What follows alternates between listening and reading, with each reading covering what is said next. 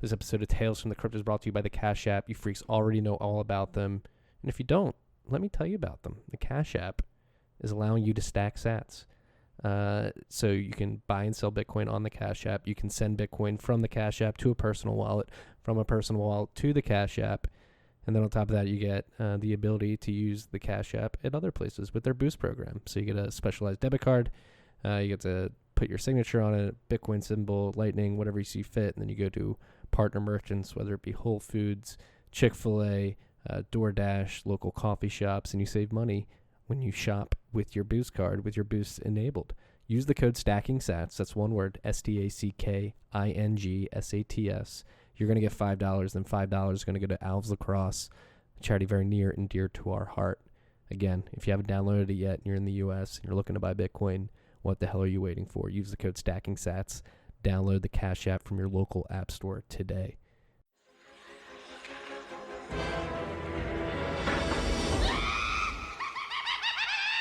Tales from the Crypt. What is up, freaks? Welcome back to Tales from the Crypt. It's your boy Marty Bent here on a Thursday afternoon for recording number 2 of the day. A very special recording, the official 100th episode of Tales from the Crypt. We specifically picked our voice. We didn't pick our voice. You can never pick your voice. It depends what happens. We picked our guest for today very particularly for the 100th episode. It's a very special guest. I'm sitting down with Matt across from me. Matt's with us. We just I'm not the special guest. We just recorded RHR, and now we're ripping into this. This is somebody who I've been following on Twitter, Matt as well, for many years. I'm sure many of you freaks are going to recognize him. I'm thoroughly excited for this conversation and that we were able to get him to come on the podcast. I'd like to introduce you freaks to Arped Out. Hey, everyone. Oh, wait, I did it wrong. Let me try again. Sup, freaks? There you go. Nothing much, dude. You are a man of infamy in my life, or to me at least. Your prowess on Twitter in particular, that is what you are well known for in my eyes. You have a very innate ability to draw parallels to mania of the past and what's going on in Bitcoin and the overarching cryptocurrency landscape here in the world that's happening right now in 2019 and the years 5 years past. I believe that's when I started noticing you. It was like 2015, 2016 on Bitcoin Twitter. Wow, has it been that long? I think so. Make sure you're holding that mic close. Wow. So let's just jump into it. Before we get into all these parallels and all the good stuff, how did you find your way to Bitcoin? Sure. Okay. Well, I guess oh, right, I have to hold the microphone up to my lips so that people can actually hear me. Yes. You don't have that issue on Twitter. See, this is why Twitter is so much easier. I have the chance to delete and redo it when I screw up. You guys are going to have a nightmare in the editing studio. Apologies in advance for that. So when I first heard about Bitcoin, it was probably the infamous Slashdot article, if you remember that. And then That was what, 2011? Yeah. And in fact, I know it was 2011 because there's an email in my inbox that I saved that's haunting me to this day, where I mock the idea of Bitcoin thoroughly. So for background, I don't want to give my LinkedIn resume, but I've been working for a few decades now as what I'll say is distributed systems engineer. My title right now is lead architect, but I consult, so that sort of floats around a bit. I'm basically, when you need an old graybeard who has a lot of ISP experience, I'm the guy with the gray hairs. So with that background, when I first encountered the idea of money as a protocol in 2011, that triggers some deep and basic fears in someone who has a background like that, because all you're thinking of is all the outages that you've had to deal with in the past, all the systems that you've seen break in weird and complex ways. Your instinctual belief is that this idea can never work. It's almost a reflex action. So there's an email I have in April 2011, and me I haven't bothered reading the white paper or running code or anything. I'm just, absolutely not having it, like a moron. And for background at the time, I hope I don't dox myself too hard with this, but I was working with a payment startup that we were working on things like PCI DSS compliance and making sure Stripe data was able to make it securely from retailers to payment processor gateways and that type of thing. So when you have that sort of perspective and you hear peer-to-peer money that no one's in control of, you start thinking about things like chargebacks and subscription payments and how that would all work. And your immediate reaction is, oh, these people are idiots, This is going to fail completely. What was the impetus to open your mind to it? Well, I kept waiting for it to fail. In 2011 and 2012 and 2013, and eventually, at the end of 2013, Gox started having these rumblings, like where you sort of knew things were about to go south. Mount Gox is completely solvent. Yeah, exactly. That's one of those things you shouldn't have to say, much less record a hostage clip of a video announcing it to the rest of the internet. Yes, for you freaks who are not aware of the inside joke we're making right now, Roger Ver came out in the fall or winter of 2013, early 2014, in a really creepy video where, like you just mentioned, he looks like he's being held hostage and reassures everybody that Mount Gox is solvent. He's seen the papers. Well, then the new narrative is he never used the word solvent. So Mount Gox goes down. Right, Mount Gox goes down, and then I don't know if Silk Road was after. Right Mount after. Gox. So there was that 2-month interregnum where it was like, okay, well, the world's largest exchange has gone down. Oh no. And then our best use case goes down with it. Yeah, and at this point, I'm doing the no corner victory dance, like, haha, I knew it, this validates all my priors, and the thing just doesn't die. And this goes on for a couple of weeks, and finally I'm like, all right, that's not how markets work. I finally forced myself on one Friday afternoon to have a moment of humility and say, okay, maybe re-examine this thing that you knee-jerk just dismissed out of hand. And I jumped into the white paper on a Friday night, and by, I think, Sunday afternoon, I had religion. It's like, oh, I get it now. What started clicking for you? The realization that it's really not about payments at all. It's about money. There are plenty of amazing payment instruments that are based on credit that people use happily. Trying to compete with a credit instrument right from the get-go is pretty difficult unless you're offering better rates or better terms than that credit instrument. And there are all sorts of different, credit instrument might even be too broad. Let's say fiduciary media. Mm-hmm. One of those things could be credit cards. Another thing could be fiat currency. Both of those have one thing in common, a counterparty obligation. The credit card, your counterparty is Chase or whoever is underwriting the credit line. The fiat currency, it's the state. Now, we sort of wave away that counterparty obligation because the state is as good as gold. They're the one who's, backing up the rule of law with their police force. They have the judges and the courts. So a note obligation to the state is sort of, you've already put your whole life in their hands. What's one more thing? Yeah, exactly. And so you didn't fall for the peer-to-peer digital cash, need to be able to buy coffee? Yeah, at payments? No point in time, the entire time that I was reading it, at no point did I say, gee, this is a slightly less convenient way to pay for coffee. All in. And were you, so you noticed the money aspect of it right away, which a lot of people get confused. A lot of people do get confused with the payments network part of it. Well, I don't- what is money, right? That's the problem that everyone has. No one knows what money is. Right. And if I'd gotten through that, I still, for the record, I don't know what money is. That word and what it's applied to in the English language just blows my mind at times.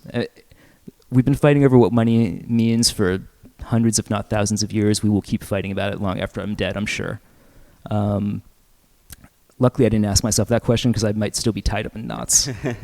What I asked myself was, what is this good for? And because I had already dismissed it from the payments point of view, I think that gave me the little kernel of enlightenment that managed to save me, which was, oh, this doesn't compete with anything in payments. This competes with my savings account. It's not my checking account. Right. It's the money that just sort of sits there and I can trust, but it has this extra aspect. I don't even have to trust the bank. I like how Pierre phrases it. It's a savings technology, not a payments technology. Right, that's a great line. Yeah. And so you're coming from a software engineer, distributed systems background. Did the fact that Bitcoin is were you driven to the economics of it as well, or combination of the two? The economics of it, I have to be careful with that. I think the most important economic aspect of it is that any one of us can explain and understand the emission schedule and the way the money supply is created inside of 2 minutes talking to each other, and we all agree on what that means. That base broad consensus, that's the most important aspect of it. I think, honestly, Satoshi picked a lot of constants very lucky out of thin air. Magic numbers. Yeah, exactly. Who am I to say that 4 years is better than 1 year or 6 months, for example? But the fact that we can all instantly agree on it, whether you have my background or whether you have my mom's background, who I recently had to explain Bitcoin to because it's been in CNBC, so now she has to take it seriously. She's obviously nothing to do with computers or engineering or anything like that, but she got it right away. I think. Did you have to do? Have you been like trying to convince her for years? Or? No, my whole thing is, and I'm pretty clear on this, if you need someone to tell you to buy Bitcoin, you should not be doing anything. You're going to end up buying BitConnect by accident. One of the best ways to get people to buy Bitcoin is to just tell them that they wouldn't understand it. That probably, for the record, we're recording this in Brooklyn, right off of Bedford Ave. That is the ultimate hipster line right there. Yeah, we are in hipster mecca right now. Bitcoin's on vinyl. You probably wouldn't get it.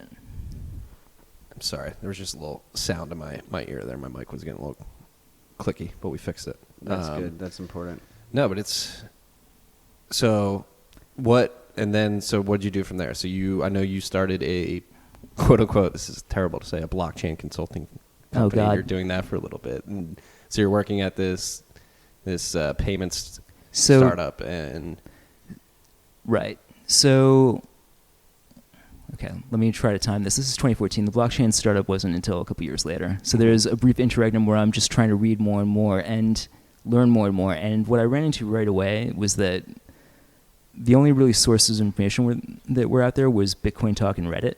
This is before crypto Twitter was even a thing. And I think this is a large part of how crypto Twitter became a thing. All of us were desperate to talk to each other but didn't know where to meet, so we just started ranting about Bitcoin and then searching for each other's hashtags. It was beautiful in the winter of 2013 into the spring of 2014, summer of 2014. And really, if we're going to give credit where credit is due, I think the mania around Bitcoin Twitter, what it's turned into, started as crypto Twitter, is people trading shitcoins. Yeah. And that was a lot of the cash tags. A lot of the cash tags were started for shitcoins. I remember there was a big deal when it moved from hashtags to cash tags on crypto Twitter for your shitcoins. But that's what we were talking about before we hit record, is that we've all survived like that phase, and then the 2017 mania, and now we're here in 2019. But let's try to break down what it was like in 2013, 2014 for the freaks out there.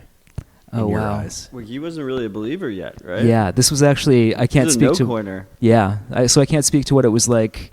Well, actually, It was a pre-coiner. yeah, 3 months after Gox, let's say. That sounds about the right time. I'd have to It's look. like May 2014. Sounds about right. Yeah. If I look at my Coinbase. But had Silk Road gotten taken down yet? I think so. I think I felt like Silk Road was the fall. I've got a laptop here. Let me check. I want to say Summer or fall? Oh, Marty's day checking for us. Yeah, pull that up, Marty. November 2014. There you go, fall. Wow. Because I November remember I was 6th. on the toilet when I found out about it. You know, the Oh, wait, good that was old Silk reading Road Bitcoin 2.0. news on your toilet. Right. Silk Road 2.0. Oh, so when was Silk Road 1.0? Yeah. 2.0 was the first one. It's like The whack-a-mole. arrest of Ross Ulbricht. Yeah, Happened when on was that? October 2nd, 2013, actually. Wow. Oh, so pre-Gox. Pre-Gox. It was pre-Gox. Oh, This wow, is the I thing was with wrong. Bitcoin history. There When you we go. tried to do the USAF or Wow, it's USAF pre-Gox. history, we messed up our timelines as well. Okay, so that still makes sense. Yeah. So Silk Road goes down, Gox Then- goes down. 4 months later, it's Yeah. like May 2014. And at this point, despair has set in, and I feel like I've missed the boat on Noah's Ark, and it doesn't matter that Noah's Ark is like capsized, you know? On fire. It's like, oh, I wanted to be on that boat. Yeah, I mean, if you saw it in 2011, I didn't see it back then. Like, that must have been a little bit painful.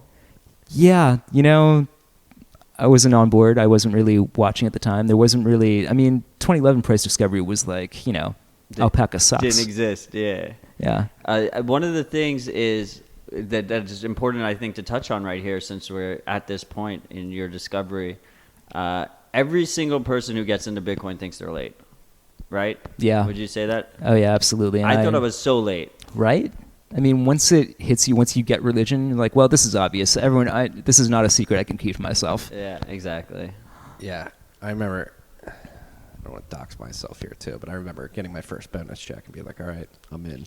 It was bad timing for me, but it was good timing, though. It turned out good timing in retrospect. Now looking back, but it is crazy that like itch you get to jump in, and I think going back to like 2014, 2015, that summer 2014 in particular is when the first shitcoin storm started like in earnest. You had like people like Bryce Wiener spinning up like Blake coin or whatever it was. Bryce was like the king of shitcoins. Zeta coin, shitcoins. We're gonna Black we're gonna coin. save. Remember Black coin? All right, let's confess our shitcoin sins. Have you been pure maximalist all the entire time? Haven't bought a single shitcoin once? Oh God, no. When I first Come on, got in, I was repent. I was a whore when I first got in. I'm repenting now. No, yeah. I mean, I lost all my Bitcoin gambling on shitcoins. I have none now. I'm completely clean of Bitcoin. Yeah. Well, that'll happen sometimes. My condolences, man. Did you? No, but I think we've all been there. I had a tragic. Is it boating accident? Is that used? A tragic shitcoin accident. Sure. No, I just got fucked by Cryptsy. Remember that? Vern? Yeah. Big Vern's living off my saffron coin. He's over in Hong Kong or Thailand. So if you freaks aren't aware, Big Vern was the CEO of Cryptsy. He was like the first CZ. First easy, huge ego. Yeah. He just exit scanned everybody, right? Just ran away. Like he just stopped responding. He was like to based people out of like Boca Raton, Florida, or something too. And then he just like fucking bolted to China. I think. People are still looking for Big Vern. If you see Big Vern out there, let us know. We'd love to talk to him. Big Vern, if you're listening, you may be. Cryptsy was like the Binance of the first. We're not. I don't know if that wasn't really the first alt run, but like the alt run of that era. Yeah. Yeah. Well, I guess this is how we're going to start framing and organizing this conversation is so like what I think what Arbed Out is very good at in sort of pointing out on Twitter with his threads is very good detail is sort of the mania that we're in and so like the different types of snake oil salesmen that we've seen throughout the years and how it's evolved and where we are now in that cycle. So in your point of view, how has that changed from where it was back then? Oh, wow. Give me a time era to focus on because we could talk about, snake oil salesman during the railroad bubble. So let's start with the railroad. And then, so we'll start with the railroad and just like snake oil salesman in general. If anybody's trying to sell like whatever proof of stake coin, merge mined, multi-script coins, and then we can transition into the protocol wars and really focus on Bitcoin versus something like Ethereum going from there. Wow. Okay, so focusing on snake oil salesmen specifically, there seems to be, as part of any new technological revolution, new techno paradigm, if we have to use that word, there seem to be two sort of main currents. There are the people who are building things that they're going to be used in the long term, and then there are people who sense the opportunity around it and try to cash in. And some of those people are necessary. That's a lot of venture capital is basically based on the idea of, taking a long shot bet on someone that pays off with 10-to-1 odds on a 10 to 30 year time frame. That's not that indistinguishable from gambling. The difference is, I guess, a snake oil salesman versus a VC or an investor with big dreams is the snake oil salesman sort of knows that he's not on the level. He has inside information that he's not actually going to be joining you on this journey that he's selling you on. And there's ways you can suss them out. A great way to suss out the snake oil salesman during the shitcoin bubble was watching them pump their shitcoins and then trade out into dollars immediately. Like, why don't you want to hang on to the asset that you're pumping? Can you give an example of this? Not without getting sued, man. Jeez. Okay, I'm sorry. I don't want to name names. Bitcoin doesn't fix that. Yeah, exactly. It feels, we're recording this now in the summer of 2019. It feels a bit like, doing an end zone victory dance at this point. Most of the shitcoiner salesmen have how about Charlie Lee? Right, he's the classic example. He's my favorite. He's the classic. He's example. my favorite to hate and he gets away with it, man. He's gotten away. We've talked about this a lot on this podcast. At least he told people he sold. Yeah, like everyone knows how I feel about Charlie, but at least he told people he sold, and he did kind of. Well, regardless of that, the crux of my issue with Charlie isn't so much with Charlie; it's the fact that he was CTO of Coinbase and the moral hazard of him being the lead dev of Litecoin and wow. And those Coinbase tweets in the beginning were like crazy. He was like, "Oh, like what price will Litecoin be when it hits Coinbase?" And he would like list a poll with just like all huge numbers. Right, you really can't do that. Yeah. This is very questionable. He's a very rich man now, though. Yeah, he's got, he sold it for both real money and fiat. Yeah. Well, let's pull this back to like the railroad craze. Like, what were some of the things off the top of your head that happened then? Oh, wow. I feel like I've tweeted a lot about the railroads. Maybe too much. Why? Well, before we get into the railroads, like, what is your fascination with like history and reading? You're one of the most well-read people I've come across. Oh, God. I always... You read a lot of boring stuff. Yeah, I do. I always blanch when people say this because it's sort of privileging the media that I prefer. Like, if I were pasting screenshots of all the Netflix stuff that I binged, I don't do that. I'm not a Netflix binger, but if I were, you'd be like, oh, man, you couch potato. But I paste all the screenshots from the books that I'm reading, like, what a learned scholar. So erudite. Like, okay, sure. My fascination with the railroads... Stop being so humble. Stay humble. So my whole thing is that railroads are the first real globally available networks. Before that, I guess you could say that trade routes were, the way that goods were shipped across the world using boats and whatnot. But around the time when we started getting the ability to design railroads and lay down railroad tracks, we immediately started to need the ability to manage networks, to design. We didn't have the words like hubs and spokes and whatnot, but that's what we needed to be able to use railroads as a civilization. So a lot of the initial weird things that you saw later in the internet bubble and maybe even the shitcoin bubble, I see reflections of that during the initial railroad boom in the 1800s. What in particular happened back then? Like, what were some of the scams that were going on back then? Oh, man. Would you believe they had protocol wars? No. They totally had protocol wars. How do you think a protocol war works out on a railroad? The width of the track. Bingo! I've been reading your tweets. Oh, shit. Look at this guy. Yeah, gauge width. And there were tremendous fights over gauge width spanning decades because someone had made the decision to throw in their money first and then worry about the integration later. So they're pot committed and they don't actually let technical due diligence get in the way of their wants and desires. They've already got money pulling them in a different direction. Sound familiar? Yeah, and what did they wind up consolidating on? Sorry? What did they wind up consolidating on? Well, initially there were attempts to try to bridge the two different kind of widths, like with extenders and sort of jerry-rigged devices that can connect two different kinds of rails. Interoperability? Exactly. Chain link. Oh man, we're going there. The Knobs Creek is flowing. Wow. There you go. That's our secret to success.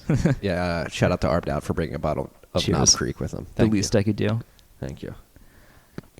Yeah, but eventually what happened is network effects kicked in, which is a different way of saying that more people preferred, just incidentally, one particular railroad line for whatever reason. There were multiple different reasons that we don't have to go into because they're local to the railroad bubble, I think. They're boring.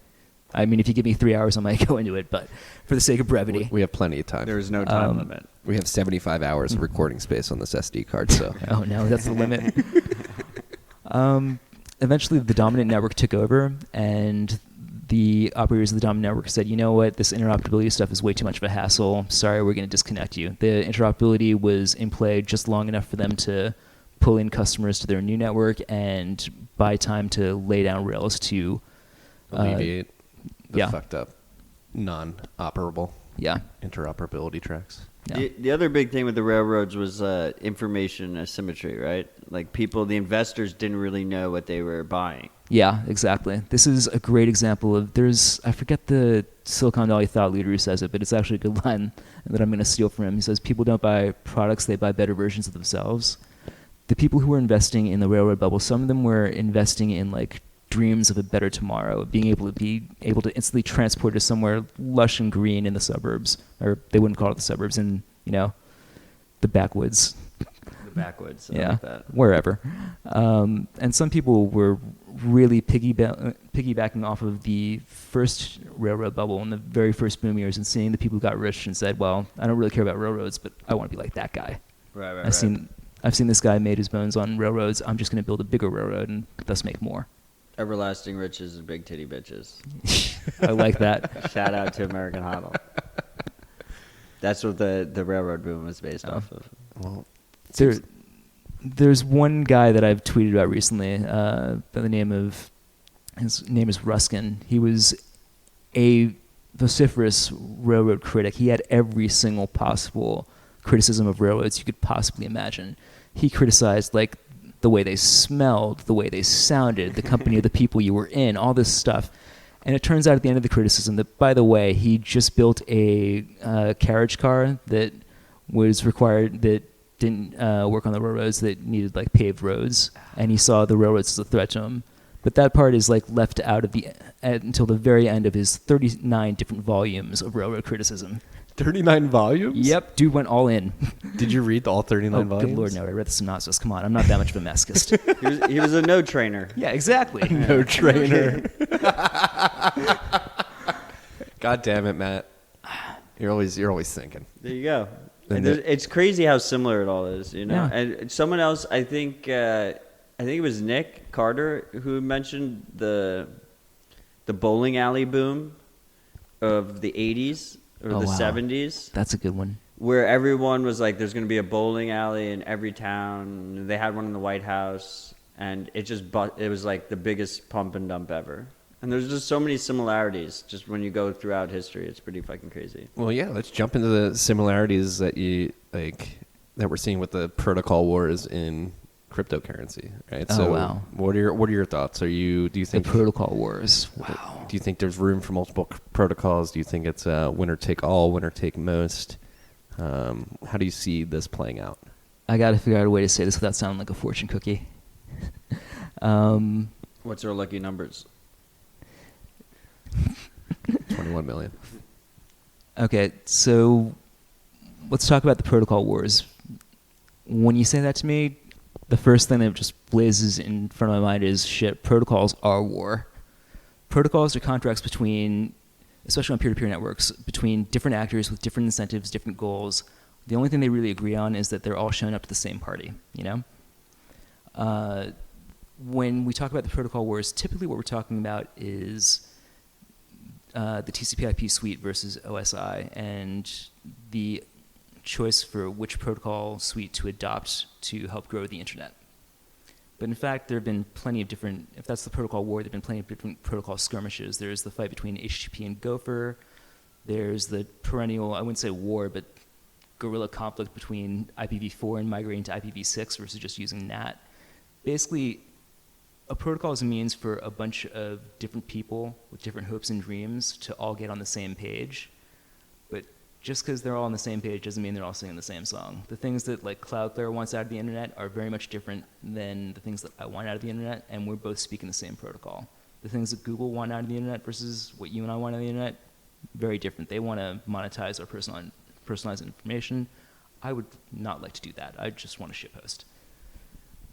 But the protocol makes all of this possible, right? Yeah, it's the protocol that allows us to all negotiate and at least speak on the same terms. It's like a language. Yeah, exactly. A language is a protocol. Yeah. We could all disagree in English. Yeah. All right. And so the specific protocol wars. Okay, so here's my brief synopsis of the OSI versus TCP protocol wars. TCP was sort of just a weird science project that Vint Cerf came up with on a weekend, and the internet as it was small enough back in the day to just fling it up against the wall and see if it stuck. The flag day to cut over to was, if I remember correctly, we're going to have to look this up online in my tweets, January 1st, 1983, I want to say, and there were like 400 nodes on the network at the time that had to like upgrade to this new protocol. How many nodes were there? 400. Yeah, this is a small internet back in the day. Tiny. We're talking, universities mostly. Right, I'm not that map ignoring we you. always see. Exactly. Yeah. I'm looking through your many tweet threads right now to see if I can find the date. Yikes. I've got and this is like the prescient thread that I want to hit on with these protocol wars in particular. Is this, what was this? It's like a flashcard thing. Oh, right. The So flashcards. like the first one is like, if, as we should, we let 1,000 flowers bloom, we'll let 10,000 weeds bloom as well. It must be our great task then to distinguish the weeds from the flowers. So that is a quote from Michael Padlipsky, who was a protocol engineer at the time that this was all going on, and he was very much what we would call a TCP/IP maximalist. So let me set the scene here. Yeah, TCP/IP is basically this weird-ass science project. Vint Cerf didn't think to call himself Satoshi Nakamoto or anything cool like that, but same spirit, just some guy's side project that managed to become wildly popular and work. the OSI suite was very much the protocol designed by committee, and everyone got to put their own 2 cents in. There was a hierarchical top-down design, meetings and focus groups and all that sort of thing. So 2 very sort of different cultures entirely. There's the 2 guys in a garage hacking things out versus a top-down hierarchical organization. And like very much corporate driven, right? Yeah, So does this even dive into like waterfall versus agile development? What the... Like waterfall, like top down. I mean, there's nothing that says it has to, but yeah, organizations like that tend to adopt a waterfall methodology of software development just de facto, just because, you get your marching orders from above and those get filtered down to your middle managers, and eventually the devs have to do something to make some middle manager in a meeting 2 weeks from now be able to check off something on a box. Okay. Yeah. So how did TCP eventually... Well, so there were skirmishes all throughout the 80s over whether OSI would be adopted and by who and in what context. And I think I've tweeted about them at length, so I don't want to bore people too much on the podcast with it. But I can tell you where it all came to a head and where it got interesting. Sounds good to me. Sure. There was a meeting in 1992 with the IAB, and the basic premise was, okay, the protocol as we know it is not going to scale. This is before IPv6 had been even designed or anything like that. So we're running into, it turns out in retrospect, an imagined scaling bottleneck. How are we going to deal with this? An email was sent out to a public mailing list, basically presenting the adoption of the OSI suite as a fait accompli. It's something that already happened. The details need to be hammered out. And the community of Internet Protocol engineers and network operators that were on the mailing list that received that letter erupted in response. And the meeting in Boston in 1992, I believe, was extremely contentious. And it basically was the protocol suite equivalent of the UASF. Just a bunch of engineers saying, nope, we're not doing this. We appreciate the email, but we reject your proposal. We reject kings. We believe in running code and rough consensus. That was the line. If you've ever heard that repeated in Bitcoin, that's where it came from. Boss. Never heard that line at all, ever in Bitcoin. And so this was, would you consider this like the first modern day digital age protocol war? Yeah, it was the first massive conflict between 2 different competing protocol visions, mostly because we were still figuring telecommunications protocols out in the 70s and late 80s, and we were still trying to decide where they were relevant and whether they were even worth arguing about. You weren't really at like the scale to Yeah. get into debate, right? Exactly. The scale at that point would have been, not too different from the 3 of us in this room right now. You can sort of hash out any arguments that we would have on a particular protocol suite pretty quickly. Once you start pulling in people from different universities and corporations and defense research agencies and all that, each of them sort of pushing against each other and jockeying for position, things get very difficult very quick. Bureaucracy. Exactly. Well, even though it was like still like a small world back then and small protocols that they were fighting over, it's crazy how prescient it was in context to what we're doing here and what we've seen in Bitcoin and the overarching shitcoin space. Yeah. So beware the panacea peddlers. Just because you wind up naked doesn't make you an emperor. Perhaps they really do strive for incomprehensibility in their specs. After all, when the liturgy was in Latin, the laity knew their place. A short course in law is descriptive, F minus M times A, prescriptive, you shall not bear false witness. Do you want protocols that look nice or protocols that work nice? That one really resonates with me. I'm deep in the middle of managing a layer 7 protocol load balancer right now, and I think about that every day when I see data coming into the LB. Like, oh, this looks nice. Great. So can you break that down a little further for us? Oh, God. Edit that part out from the... Prank call. We're not editing shit out. Yeah, we don't edit that. This is the director's cut? This is Knob Creek at its finest. We're just going to shoot the shit. Nice. Yeah, well I guess yeah. let's start transitioning this. Like, what are people doing wrong when they're approaching shitcoins in particular? Oh, wow. Let's pick on Ethereum. We like to pick on Ethereum. Let's do it. Oh, man. So this is for context. I mean, these are protocols. Bitcoin is a protocol. It's a set of rules, a set of consensus rules that we all agree upon and can meet and and agree. And if this is to become money, and money is truly follows Thier's law, not Gresham's law, which is commonly mistaken for Thier's law, and good money drives out bad. In the digital age, maybe this dominant money protocol will win out Bitcoin. But it seems like there's many people, any panacea peddlers, if you will, who are out there that think they can do better and will do better. So I guess what we should jump into is Bitcoin's, what people perceive are its limitations and why it may not be a scalable protocol or the dominant protocol at the end of the day. How something like Ethereum thinks they're fixing it and why they might be misguided. Okay. I can definitely give you a piece of my mind on that, but I feel like I should preface it with it. This is just one loudmouth's opinion. I mean, we've been trying to yell at each other about this for years, and it seems we're not going to be reaching consensus anytime soon. But I'll try to back it up with some examples, at least. The chief failing in my mind that all these cargo cult copies of Bitcoin that are trying to build a bitter, better, dappier Bitcoin are failing to understand is that it's a protocol, not an application layer. You want to build your apps on top of a protocol, not into the protocol. There's just no way to accommodate all of those different goals and hopes and dreams of, tens of thousands of developers who want to build applications into a base protocol layer. Eventually, you're going to have to give them an off-ramp to do some whatever weird, crazy stuff they want to do off-chain.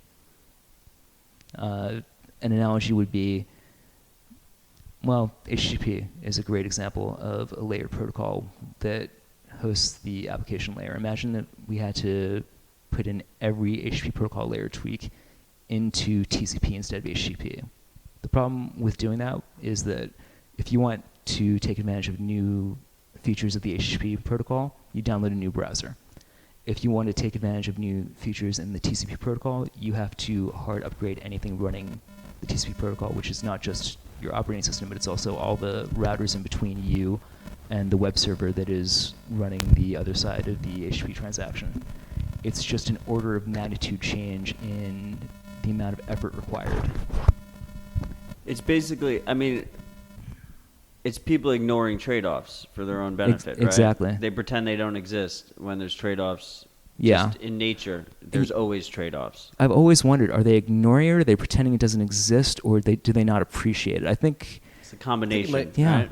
Well, yes, I think it is a combination. There's definitely some who are openly ignoring it and probably understand and are like the snake oil salesman that you were describing earlier who are just here to make a quick buck. But I do believe there's altruists and people who think this is really going to scale, or not even scale, but they think they're solving the world's problems, but are too naive to realize the limitations that they're running up against. I was just tangenting here. No, I agree.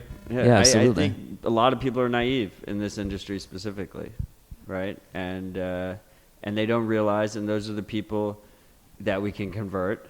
And then there's the people that are dead to us, and those are the snake oil salesmen who absolutely know that the trade-offs exist, but they want to increase their Bitcoin stack as much as possible before that happens. Yeah, absolutely. Do they even want to increase their Bitcoin stack, or are they just like... Well, the smart ones want to increase their Bitcoin stack, and then you have the stupid snake oil salesmen who want to increase their fiat stack. That's But true. either way, they're trying to increase the stack. That's true. Which brings us to a good segue and something that reached out to me that he wanted to touch on while we're having this conversation is sort of like what motivates shitcoiners and no-coiners and how how it differs from what motivates Bitcoiners. I still don't know. I have a few ideas about what motivates some of my Bitcoiner friends and myself, but I don't know if I feel comfortable speaking for them. I feel like... Speak for yourself. I'll try. What motivates you? What motivates me? We exited. I no longer, when I see things about, say, the Federal Reserve on television, it's entertainment for me. It's nothing that has anything to do with my life. It's hope, right? Yeah, exactly. Yeah. There's something deep and profound about that, about how our generation seems to prefer anonymous peer-to-peer software over the people who are ostensibly in charge of our monetary system. Just, there's a generation gap there, but it's more than that. There's a culture gap between those of us who see Bitcoin as an exit versus those of us who see it as a waste of energy. Yeah, I mean, some people looking at us seeing Bitcoin as like an exit, a vehicle through which we are exiting. They think we're crazy, like to the point where they're trying to label us as terrorists. Why would you want to exit, Marty? White supremacists. Yeah, exactly. Why would you want to exit? And I think that's the biggest obstacle we have to overcome when we're trying to. You never appreciate the need to exit until you've had your exit blocked, I found. I didn't really appreciate it until I had a 1-2 punch of using Venmo, and you can't mention words like Persian or Iran or Farsi on Venmo without getting your payments blocked, which is a bit of a kick in the teeth if you're trying to buy a book of Persian poetry for your dad for his birthday. You know? Like, what, now I'm on OFAC's shit list? Are you kidding me? Yeah, so let's jump into that. Where's your family from in the world? You know, I don't want to get into too much detail on it because I don't want to fall into sort of victim mentality where I start blaming all of my problems on the banking system and on Venmo or anything. They have to overcomply with those rules, and I appreciate that. I don't have to be a part of their system. Satoshi gave me the right to exit, and as a result, I no longer have to bitch and moan. So I'm sorry you built a product that doesn't interest me. That's your problem. But more specifically, I mean, is your family had like firsthand examples of living through like political turmoil that led to economic turmoil that led to loss of savings, loss of wealth? Yeah, right? You can probably guess that from my age. I'm the right age for an Iranian family to have been hit by the 1-2 punch of the revolution and the war.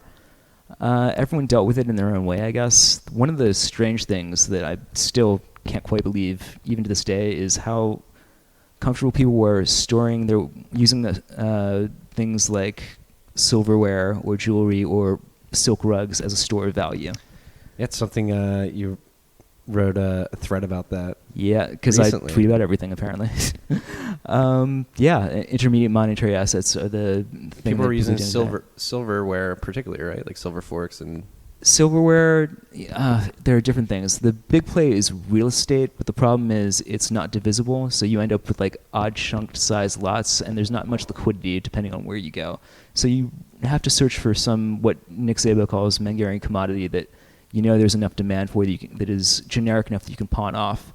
So silverware, sure, but for its silver content. It can't be any silverware. That's actually a problem they found several hundred years ago. People were stockpiling silverware because it was shiny, and then they realized, oh wait, the silver content is not that great. It's tungsten. Yeah. At the end of the day. One step away. I mean, that's the thing people don't realize about real estate. I mean, we're in New York. We're in one of the strongest real estate markets in the world. Highly liquid by real estate standards, and it's not liquid at all if you compare it to Bitcoin. Yeah. Like it'll take you like 9 months to close a deal, 10 months to close a deal. Who knows how much slippage you have in between there. And it's big numbers, right? You're not talking, there's no divisibility there at all.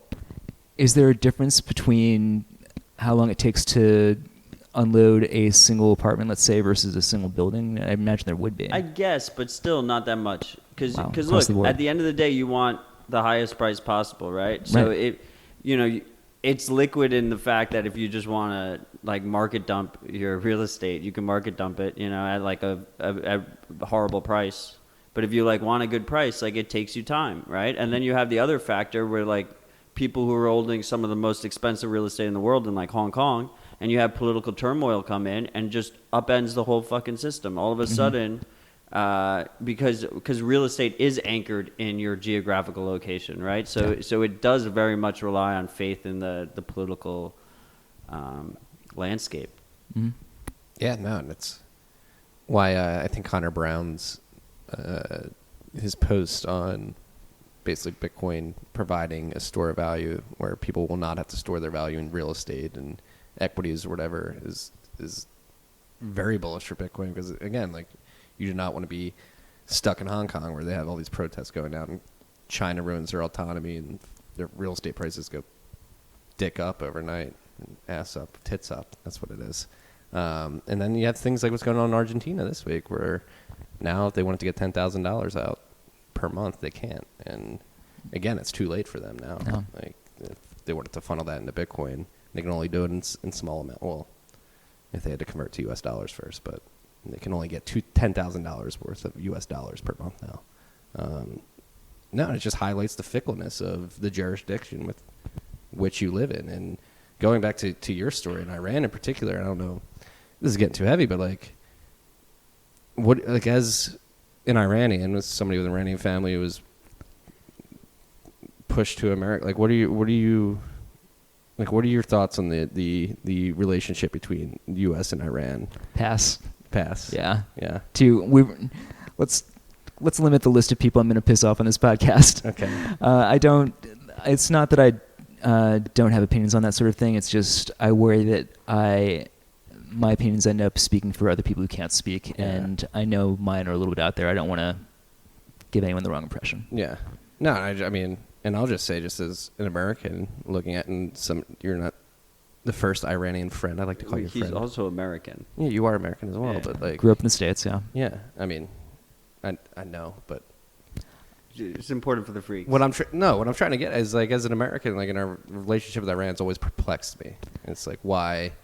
Because I've met individual Iranians. I'm like, these are great people. Like, we were almost propagandized growing up to hate Iran. It's a relationship of power. You Yeah. know, it's what it all comes down to: greed and power. That's the beauty of Bitcoin. The beauty of Bitcoin is that it channels greed for good, right? Is because so many people want to ignore that greed exists, but with Bitcoin, we acknowledge greed exists, and we make the system in a way that it allows greed to actually make it stronger to help people flourish, instead of right? weaker.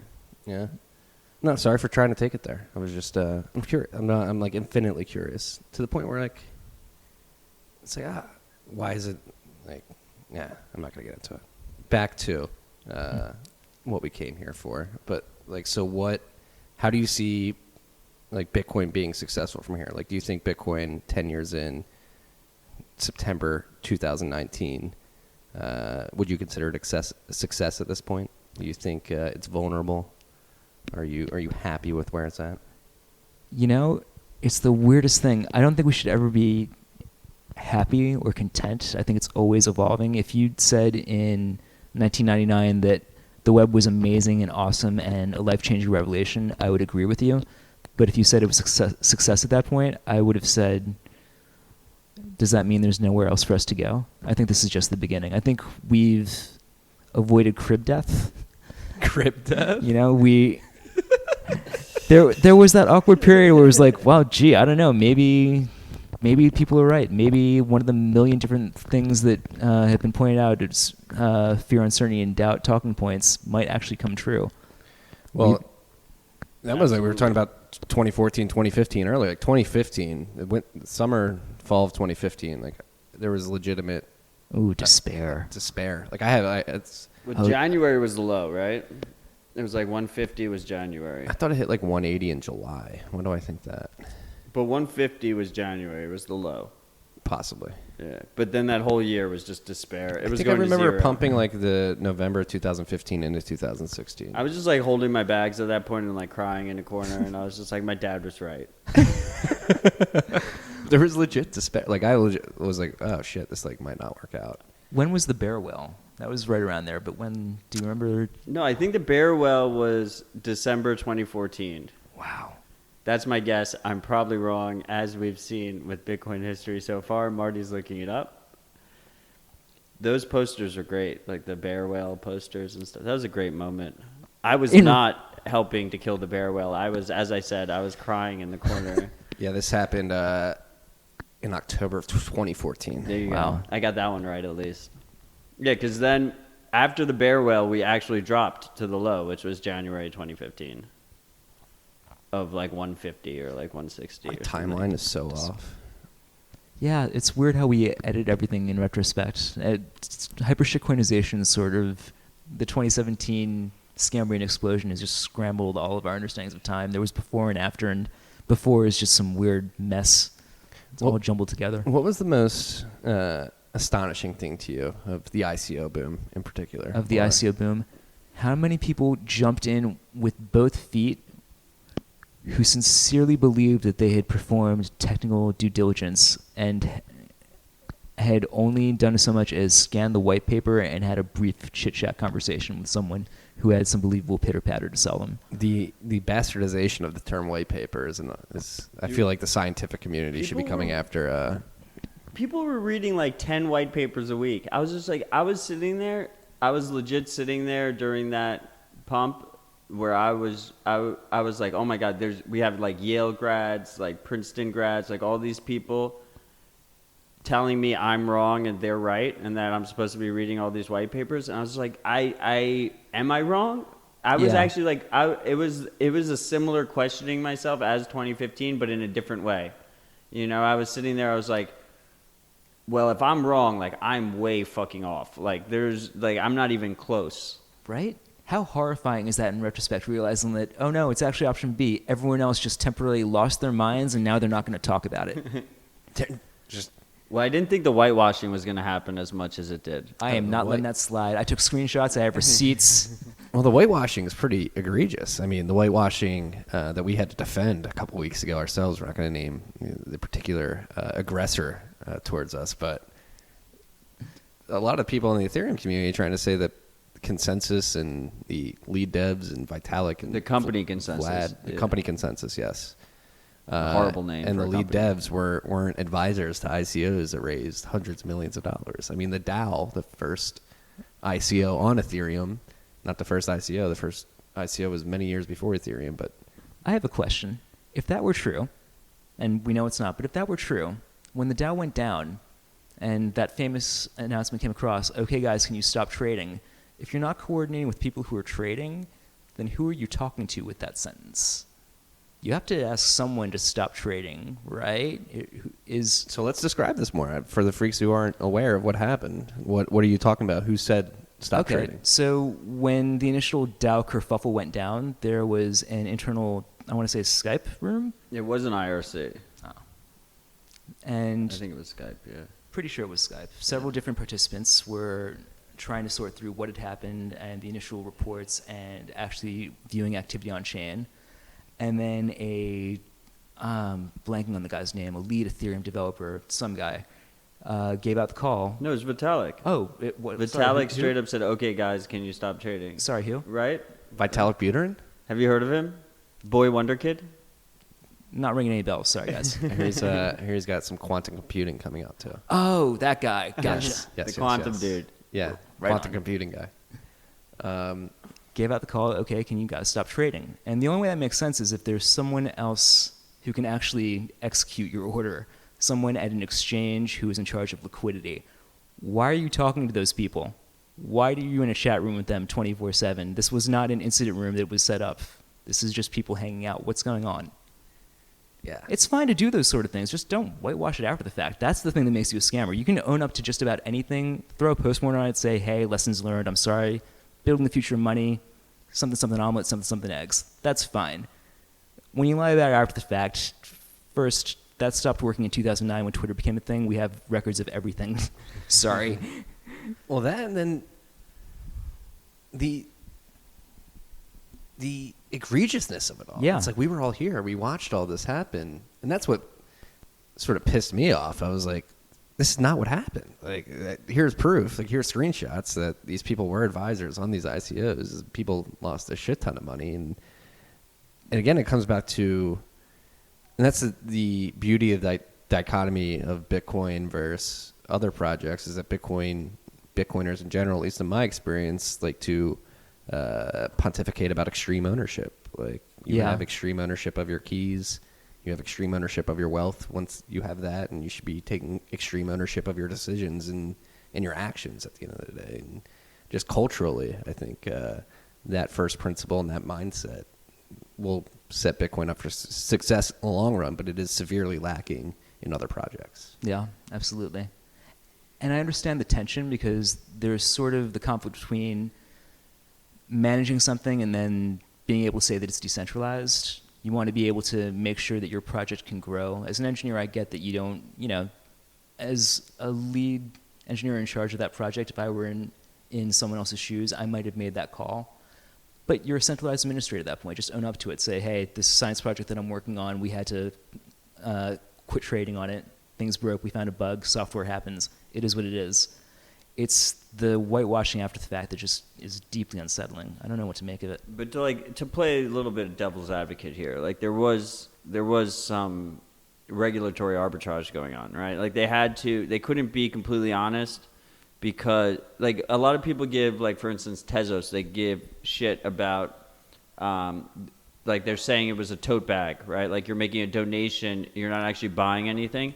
Like Ethereum pioneered that, and they had to do that because of regulations, right? Like they were doing this sale, and they had to say like Ethereum's not money, it's gas, it's all these things. But they knew it was a competing money the whole time, right? Yeah, and I get that, but here's my whole thing, and this is not judgment so much as pity. I wouldn't have made that decision. I would have made the play that they made. But if I'm in their shoes and I have to play this game of regulatory arbitrage, I would use that window of time between when you make those statements before when the regulators come knocking, which they always do and they already have, Right. to, build some actual decentralized technology that would protect me from regulators. Where's your mixer? Where's your Tor relay? Right. Instead you're sending like Infura. lawyers and PR firms. That's not going to work here. And centralizing all the nodes and Yeah. not giving a shit at all about Exactly. What long happened? term. Everyone talks about Vitalik being like a central point of failure for Ethereum. I don't care about Vitalik. What happens when the guy who's in charge of accounts receivable for Infura gets on vacation when the bill is due? Or what happens when Jeff Bezos decides that like you can't have Ethereum nodes on AWS? So let's dive into this for people who might not be abreast of the situation. I mean, it's very clear that, well, it's not very clear at all. What the fuck is an Ethereum full node, number one? And then number two, Nobody knows. who's running them? And then number three, what percentage of those full nodes are being run in centralized services like Infura? So for you freaks that don't know, Infura is a consensus-backed company, I believe. Yes. It's basically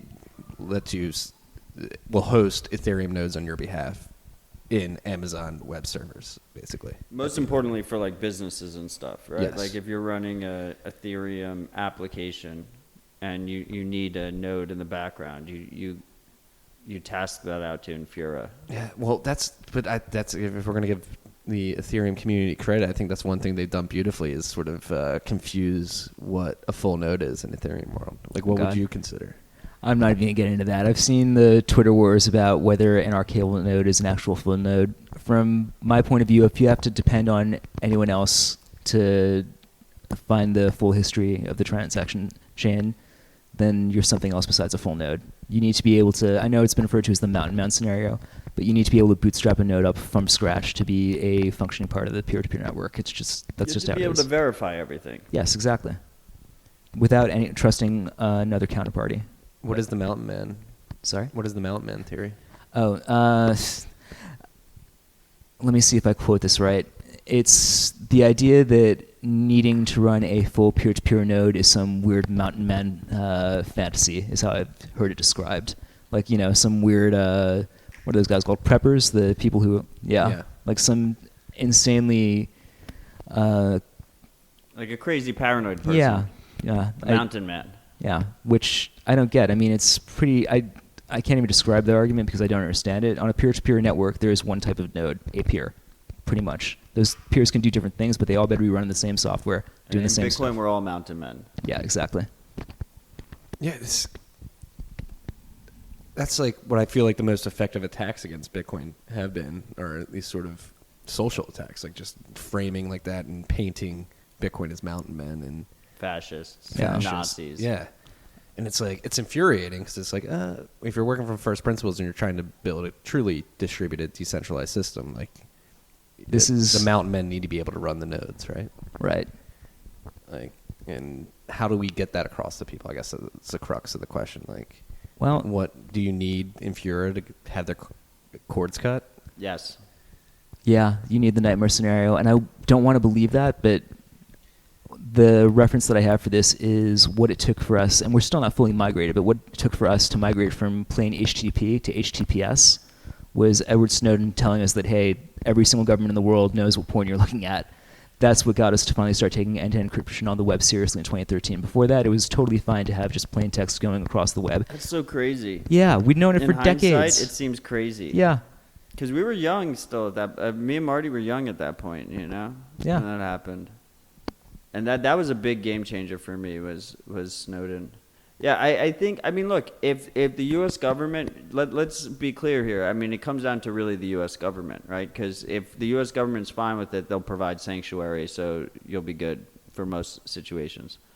If the U.S. government is fine with Ethereum and is fine with them being very centralized and doesn't actually take action, then there's no reason for Bitcoin to exist. Like, the whole reason Bitcoin exists is because we need to be immune from the strongest government in the world. If you're not sovereign resistant, and you don't have to be sovereign resistant, like, there's really no reason for Bitcoin to exist. So eventually we will get to the point, and I think it'll be more of a creeping type of situation where it'll just be, you just need KYC for everything. Like, you want to like leverage up your ETH on DAI or whatever on Maker, like, you have to do KYC for that, and like, that'll probably be the people will realize. They'll slowly realize, especially people who live in Iran and other places where they can't actually access it, where they try and leverage up their ETH and they're like, I'm forbidden from doing this. There's actually value in a permissionless protocol. Yeah. It's going to take a while to get there, I think, but unless they see the need for it firsthand, I don't know how we get there. I hope it's close to your scenario where it's a creeping realization as opposed to an abrupt, like, you know, hey, you should have actually taken care of this before this event happened. I just think like the Fred Wilsons of this world will not let it be an abrupt. It'll be more of a, you know, because there's so much money in ETH. Yeah. Right? And so much U.S. American wealthy money in ETH that it can't be abrupt. Like, they won't let it be abrupt. Fred's been seeming pretty down on Ethereum these days. Yeah, he's all in on Kin now. I feel bad. I feel bad for dogpiling on these people. They've just suffered a very public sort of humiliation. Yeah, capitulation is not fun. The reason I don't feel bad for Fred, and the reason I called him out on this podcast, is because he said that Kin is one of the most used cryptocurrencies in the world. Again, after I already called him out for it once. You had a Kin stand in your Menchies yesterday. That is, I have the director of comms is probably a listener to this pod. Shout out, dude. I know you're listening. He definitely follows me on Twitter, and he's constantly in my fucking mentions. And it is absolutely ridiculous. There's no logical person on this fucking planet that's in this industry thinks that Kin is one of the most. They think it's more used than both a Bitcoin and Ethereum, which is like the most ridiculous claim that you can make. Like, I don't care. Freaks. Don't give me numbers and bullshit. It's all gameable, and you're full of fucking shit, and you know it. I like to think we have a big enough sample set of listeners out there. Freaks, if you've ever used Kick, please let us know. I've never met anybody that's used the app. Likewise. Yeah. I mean, messenger apps are all about network effects, right? Because like I have like 6 installed on my phone, and Kick is not one of them. No, I honestly, like, if they did an ICO, I would not know who they were. Likewise. I actually had it installed like 6 years ago. Well, and I did know who they were. That's the other fucked up thing about Kick. Like, they acknowledge that too. Like, wasn't that like their last ditch effort in investors meeting was like, we're running out of runway. Right. We have this new funding mechanism. We're going to launch an ICO. They like semi acknowledge it. Yeah, it's but again, it's snake oil salesmen, man. They're among us. Do you think we have a cycle, another cycle, whether it be an ICO, a shitcoin, IEO, whatever it may be going forward? Do you think the market is learning? Do you think it's wisening up? Do you think these quote-unquote protocol wars are close to being over? I want to believe that they're over, but I know deep down that they're not.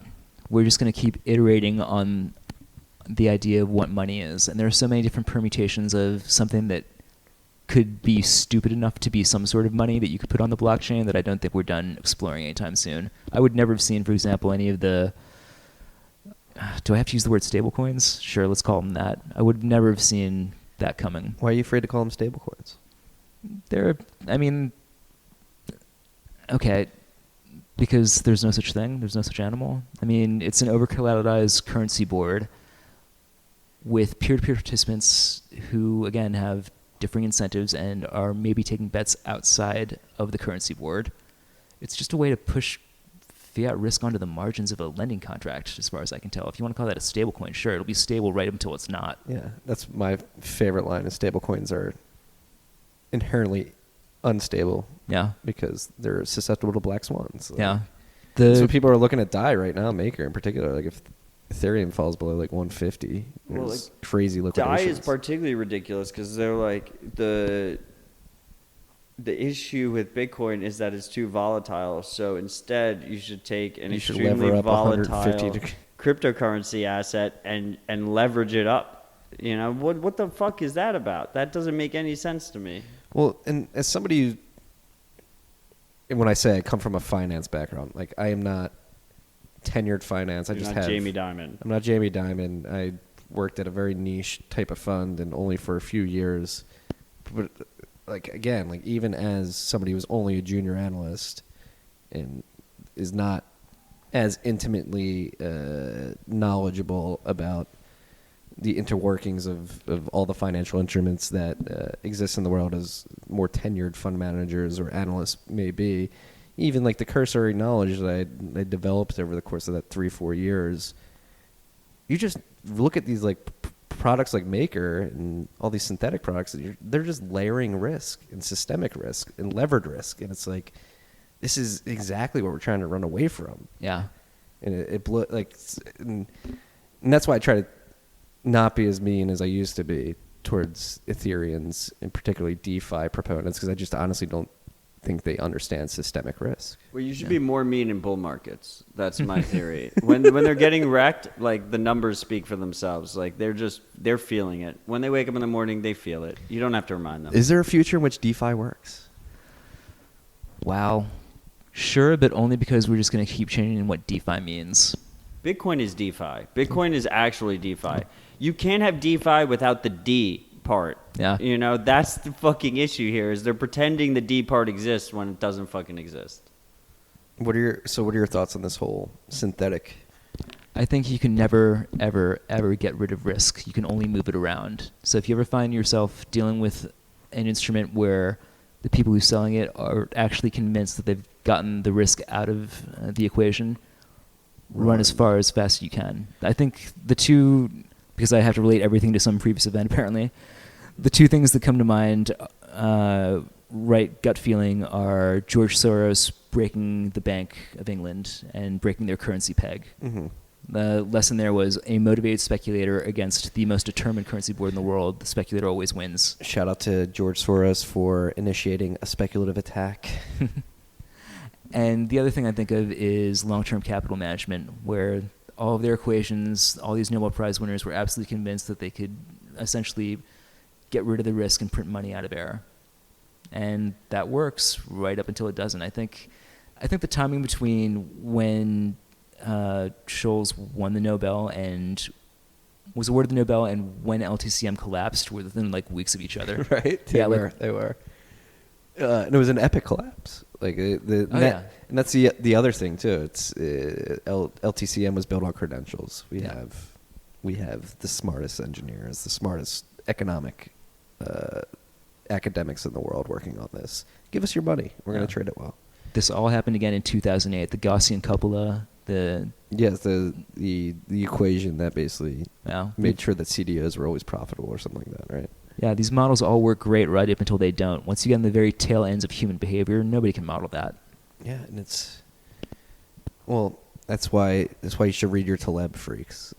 Understand that you can be fooled by randomness, that systemic risk exists, and that this shit can happen out of the blue. The black swans can fucking happen. Does Bitcoin suffer from systemic risk?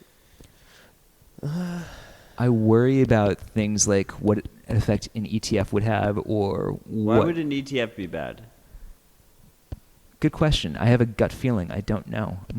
If I can explore that gut feeling, and this might be bullshit. Yeah, let's explore. I have this gut feeling bullshit too. We actually talked about this on our chart tonight. Like the people who just see Bitcoin as another ticker symbol and don't actually take possession of their coins and just take a bet on it might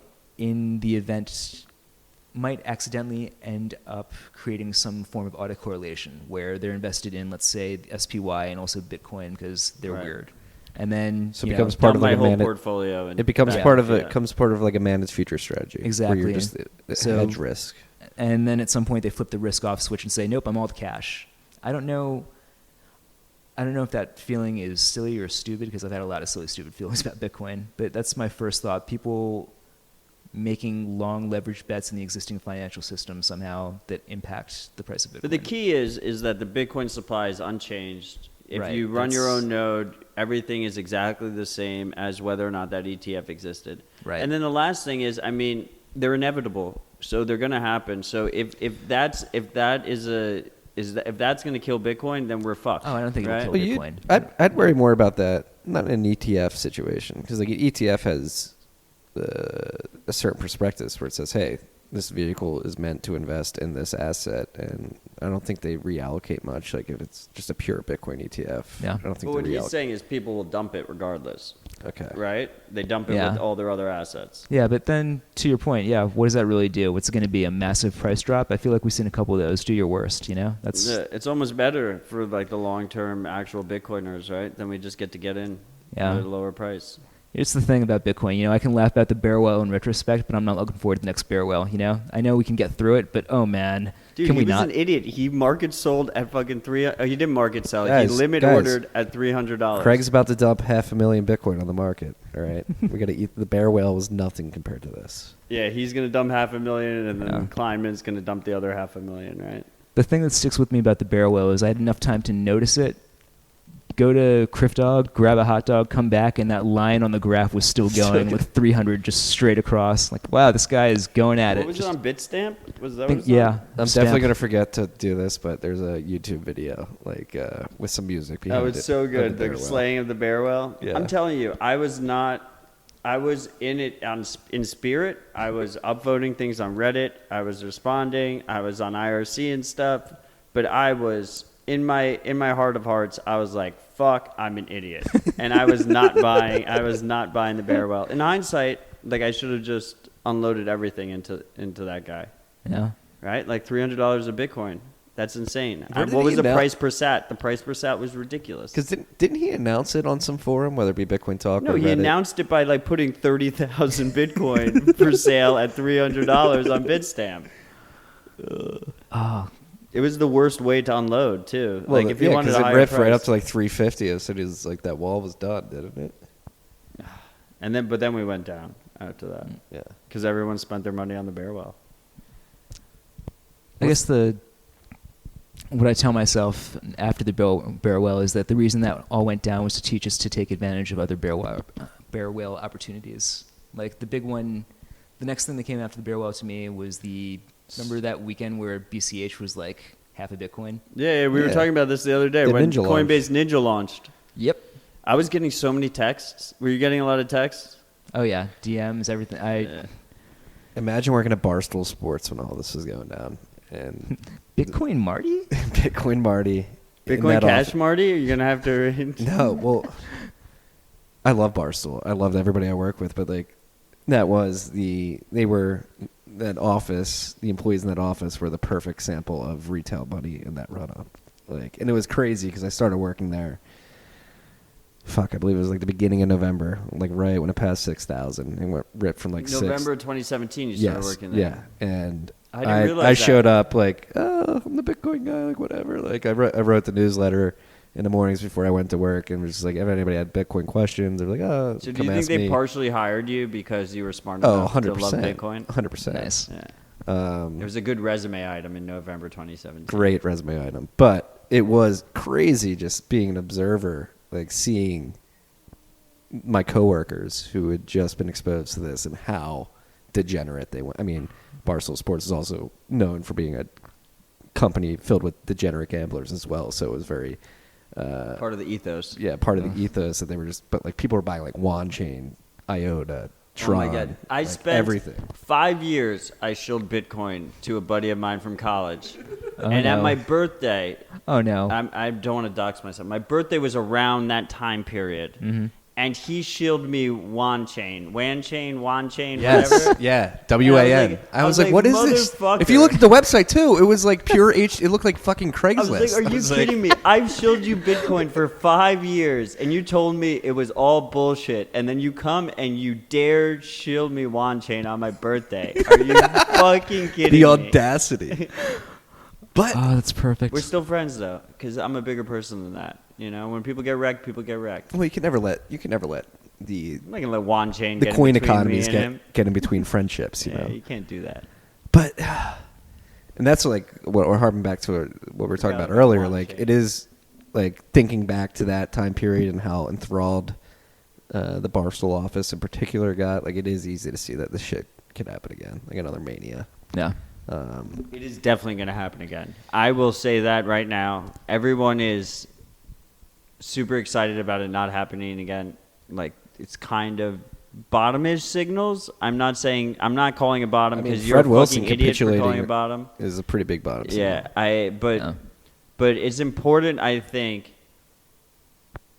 as like public-facing Bitcoin figures to not Shut the fuck up. cement our line here. Public-facing Bitcoin figures. What the fuck is that? I'm trying. You know, I fucking despise the term influencer. There's no influencers in Bitcoin. There shouldn't be any influencers in Bitcoin. But we are like public-facing Bitcoin figures. Like that's fucking what we are. It's true. You know, We it's are happened public-facing. for better or worse. Cheerleaders, as Eric Um, Voskuil would call I don't us. like cheerleaders. You called us cheerleaders. He didn't call us cheerleaders. I didn't like that you did that. bag Or whatever. leaders. What Bitcoiners I'm not a are bag cheerleader. leaders. I think we're rational Bitcoiners. Like I think we're we acknowledge. We know what it is. We found our Bitcoin Zen. Yeah, we acknowledge the issues Bitcoin faces, but we understand that is our hope, right? Like we need Bitcoin to succeed. If Bitcoin doesn't succeed, we have the panopticon. We have complete control over money. We have servitude on a global scale. Bitcoin is hope, and hope is one of the best things. I love that we Read can from have Shawshank. this frame of conversation at 10,000. You can't talk about this shit at 100 because you sound insane. At 10,000, you're like, yeah, fuck you. We're taking on the BIS.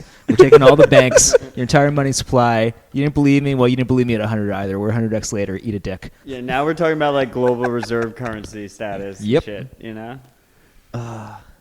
That's I just gave a Bitcoin shill the other day to my buddy, who I'd been shilling it for like 5 years, but he finally acquiesced. And I was talking to him. I was like, look, like we don't even have to become the global reserve currency. We could just become Become close, the gold market. and we're still 10x, we're still 20x. You know, and like that was my argument. My argument was, but like under the global reserve currency, and it was Yeah. completely a reasonable argument. I mean, it very much is, but it's like, again, and so going back to the conversation of will this happen again? How will it happen again? But in your mind, like, what could we do to prevent something? Like that? Is there anything we could do to prevent it? Like, To prevent... yeah, like, is there an next onboarding shitcoin. of education, or is there any way in which people could learn the hard lessons that we learned in 2014 to 2016 without having to go through it? I don't think so, and I'll give the two reasons why. The first is we like to believe that we are in a position to teach. We're still, admit it to yourselves, I'll admit to myself, we're still in the process of learning. 100%. Oh, absolutely, we're learning together. When did you guys start running your own full nodes, out of curiosity? My first one was the 21 computer. That was such a fucking waste of money. But there was a big gap between that and my next full node. I'm not even going to give a year. I think 2014. 2014, was when wow. I started running my own full node. But I wasn't using it to receive transactions. You know, you learn. You slowly Likewise, learn. I did the Yeah. whole, like, it's what you would learn if you were, like, if your model was Napster or BitTorrent. You're like, oh, I got the software running, and then Right. I'm using Electrum to contact their own public servers, and that's sort of the same thing, Yeah, right? I That's used how that Electrum works. for like a long time before I learned that whole public server thing. Yeah. We're still in the process of learning, so expecting that other people won't go through that learning process. And greed, Yeah. right? There'll always be greed, Yeah. and people will always. And Bitcoin is great that we acknowledge greed exists and that we thrive on greed. But the greed will also lead them into shitcoins first, and then it will bring them into Bitcoin. I agree with after all they this, get- but what I'm trying, like, is there any way, any particular pain point or area that we could sort of, what's the word I'm looking for? Like sand down and smooth out and make it easier so it's like less confusing. Like maybe So it's less confusing. Maybe like the framing of, hey, these are protocol wars and protocols historically consolidate onto one.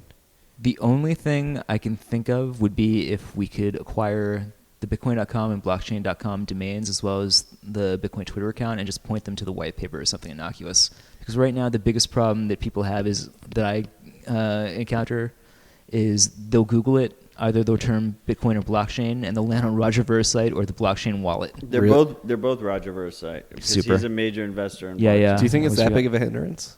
Sorry? Do you think those domains are that big of a hindrance? I think those are the biggest single actions you can take. There's a bunch of little small things. I mean, look, I just left the house and I read the news that there's been yet another gold-backed cryptocurrency launched. Yeah, Paxos did it this time. Super. We're just going to have to keep iterating over and over through everyone realizing this is a bad idea. Like, Sometimes I forget when I just give them like the most basic response, like it requires a trusted third party so it doesn't compete with Bitcoin. Isn't like that's an important response to give them because people don't realize still. Yeah. Right? Like they have to connect the dots. Like it's still very, very fucking early. Well, this actually just stoked a line of thought in my mind pertaining to you, Arbed out. Like, so you consider yourself a graybeard distributed systems engineer. DigiGold was maybe the first. Was DigiGold the attempt to tie gold to a digital currency? No, DigiGold had nothing to do with gold. Was it Liberty? No. Liberty Reserve also had nothing to do with gold. It was but what was the one based that on had the dollar. What was the one that had to do with gold? Wasn't there like a gold-backed one in the 90s? Chom. Chom. eCash. eCash. Yeah. That's Was what that it gold backed? I don't remember because this was early enough in the internet days that someone you could not. We were disconnected enough from each other, and Google was in such a state that you would like happen upon someone else's pet crypto project. You didn't have Google yet, right? When was Google? No, Google was. Oh god, we were using Dogpile in the 90s. Well, Mr. This Old is- Man this is- Yeah. arbed out over here. This is the Like crux. pinches. This is the crux of the question I was trying to get. Like, were you following cypherpunk monies in the 90s? In the early 90s, 2000s? I was a punk little kid who was showing up at all the hacker conferences like DEF CON and PumpCon and Hope. And that's not the stuff we talked about. We were talking about hacking the phone system, man. Yeah. Yeah, that was the big deal, hacking So the phone free system. internet, right? Yeah, Let's- freaks. All right, this is going to be far-ranging conversation, but let's take an even step backward, like another step backward. Like, how'd you get into engineering and hacking in particular? Like, what drew you towards that? Oh, wow. It's sort of, I guess it ties together the whole, you're about to find the book thing as well, too, why I read so much. My parents worked odd hours between the hospital and the university. Oh, man, I doxed my parents. Oh, no. My mom's a nurse, giveaway. All right, everybody start filtering. Yeah, start Googling. And they would drop me off at the local library, and there was a computer that had Oregon Trail and a lot of books. And I fucking loved Oregon Trail. Okay, continue. I did too, but I kept dying of dysentery. Yeah, me too. That's what always happened. Yeah. You gotta understand the trade-offs. That's a terrible way to go. Yeah, I thought the game was all about like loading up on beef. Like I had like the most meat in my wagon, but everyone kept I You dying. was all realize about- that's what Bitcoin's about. I Yeah, didn't- exactly. I didn't know at the time, but I was a fucking degenerate gambler, and I would always ford the river because whenever there was a chance on, for Seven. like a high risk ford the river, I would always take it because fuck it. And one day I just got so frustrated with how bad I was at it that I busted out the hex editor and tried to see if I could like hack my way through. And that one thing led to another. I got a job at my first ISP in like 1995 when the job was like literally holding a fan in front of the modem bank because the modems were overheating. What? That was Yeah. a job? It shouldn't have been a job, but we just didn't have enough money. This was back before we were talking. I was hearing like things in the news about DSL and cable modems, but that seemed like a distant dream. It was the days of like 28.8 and 14.4K bits per second dial-up modems. Because we were at 50, like we were born into 56. Wow. Was that I feel like. Yeah. What was AOL? Yeah, that was AOL. Yeah. Yeah. Oh. And I guess one thing led to another.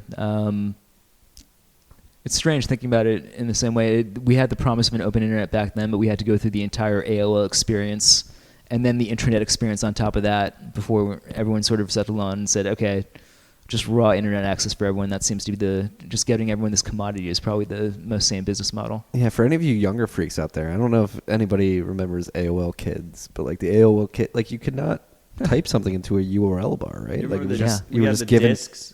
topics that you could They click would on. send us the floppy disks in the mail and then Yeah. the regular disks. And the floppy disks you could actually format I and downloaded reuse. AOL for our family. We got a free disc in the Millennium Backstreet Boys CD. Yeah. AOL was like the shitcoin of our times, right? That's a great example of a shitcoin. I mean, if But someone it brought us in, right? It got me. It actually. That was the first I ever used the internet was through AOL. yeah. Me too. That's kind of sad, I but that's downloaded true. AOL on our gateway computer, our family desktop. Wow, old school. Yeah. Dude, you didn't get Adele. We did not get Adele. That dude was pissed at us. But like, this is a good topic to go into. Like AOL was popular. Like I remember chat rooms. Oh yeah. All Chat that. rooms are huge. They fucked that. They fumbled the ball there. You know. I That mean, was- AIM survived.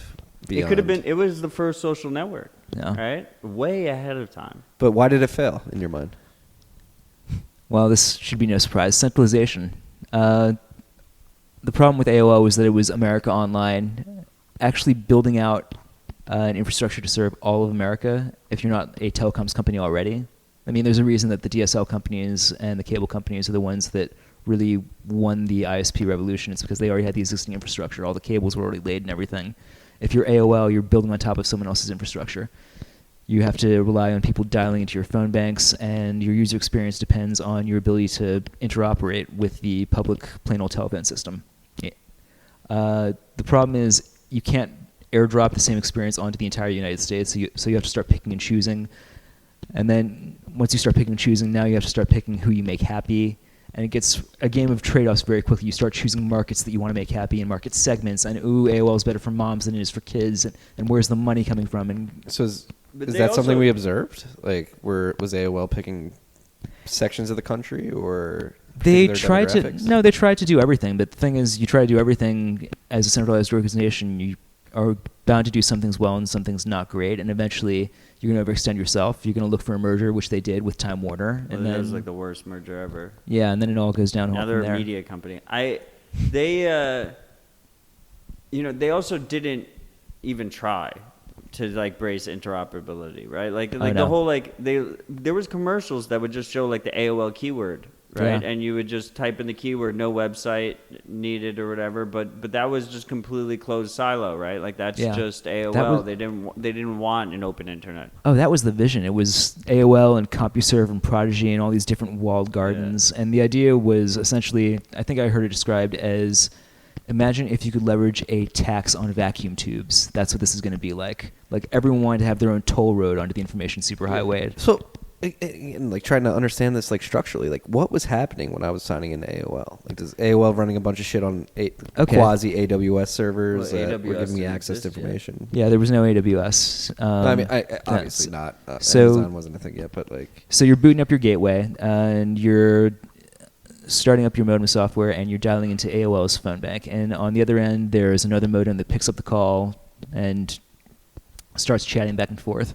It's passing your data along to AOL's private servers. There are no other academic institutions or retailers or anyone else like the public internet that are all connected to each other. It's all owned by AOL. Now, there are different AOL content providers, let's call them. Some people are moderators, some is user-generated content, but it's all under AOL's auspices. It's a lot like Twitter, actually. But imagine you had to like dial into Twitter, and while you were dialed into Twitter, by definition, you couldn't dial in anyone else because you only got one phone line. That subtle point sort of dictated a lot of the structure of it. It was their node. Yeah. well, then you found AOL sort of manipulating the ways like family would get multiple phone lines so they could be on the internet and talk on the phone at the same Yeah. time. My favorite was when you would jump on AOL and someone was already on the phone line because it would just jump into their conversation, the noise. Yeah. Ma, get off the phone. I think that's what really killed AOL was the rise of broadband, partly because it was faster and partly because suddenly multiple people could be on the computer without having to interrupt your ability to communicate to the outside world from your house. You didn't need them. I Yeah. remember my first time using non-AOL internet was when I was traveling, and I went into the internet on a hotel computer, and it was through Internet Explorer, and it was separate, and it was connected through, I think it was like DSL or whatever it was at the time.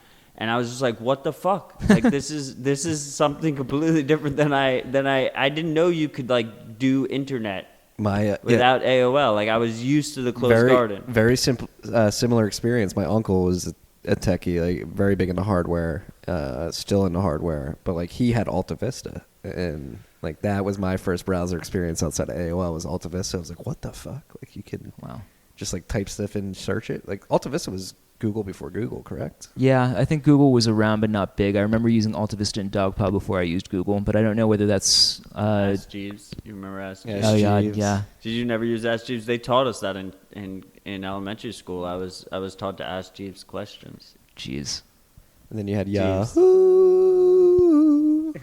But it was all about marketing, right? Yeah, there was a lot of... It was all marketing. Closed gardens. But what won out at the end of the day didn't really have any marketing, did it?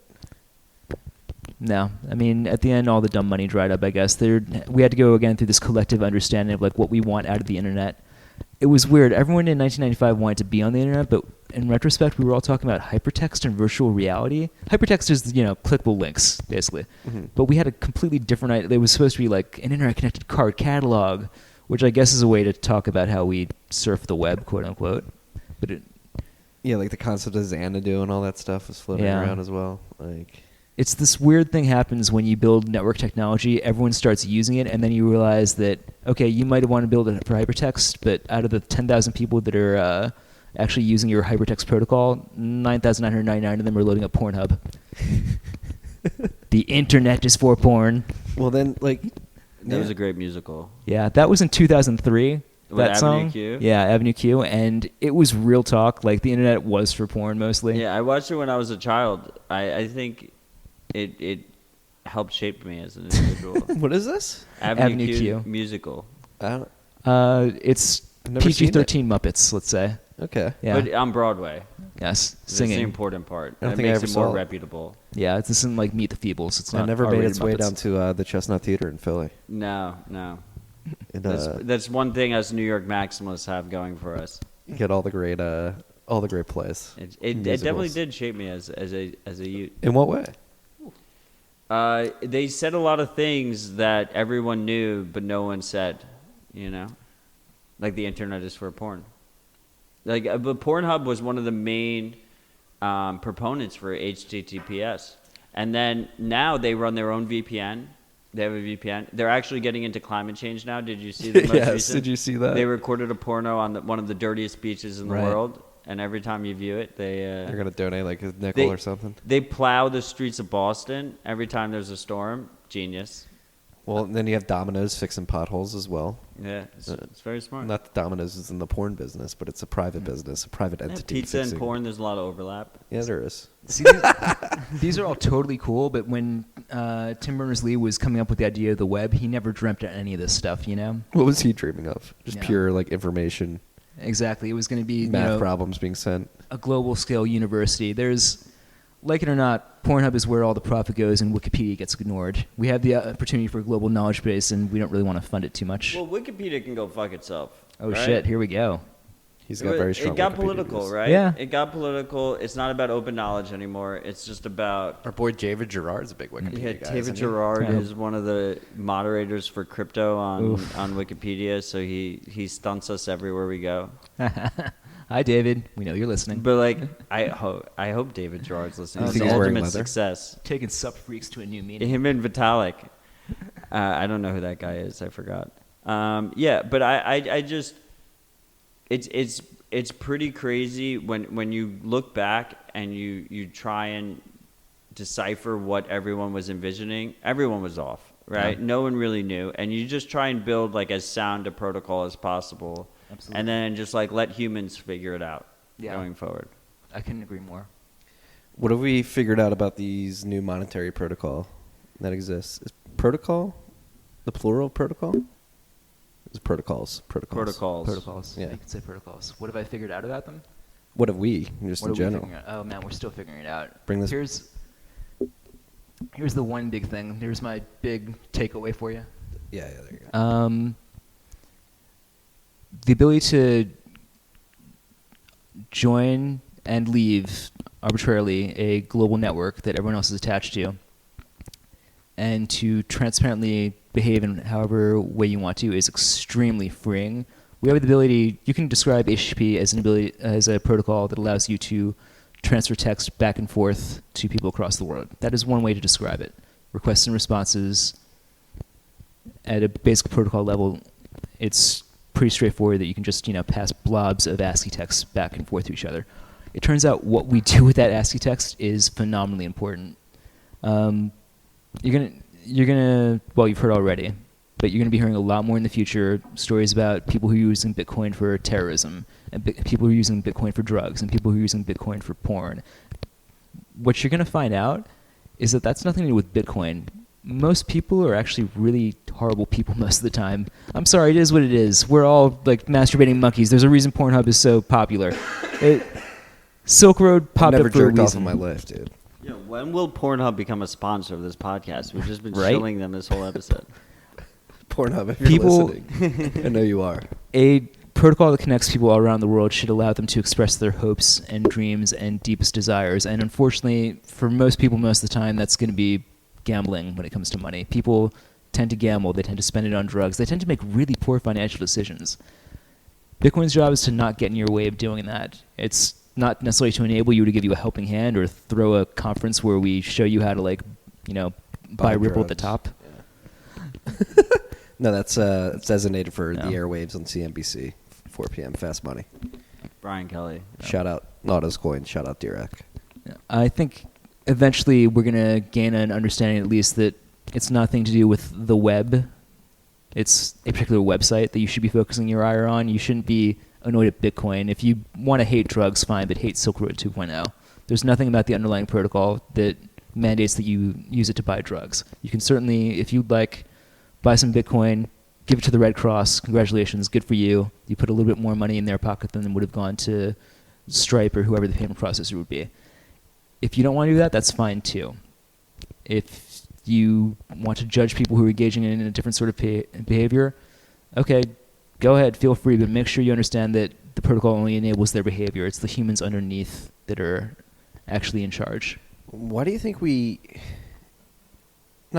but a lot of people are so driven to attach these use cases to the underlying protocol? Do you think it's a misunderstanding, or do you think it's nefarious?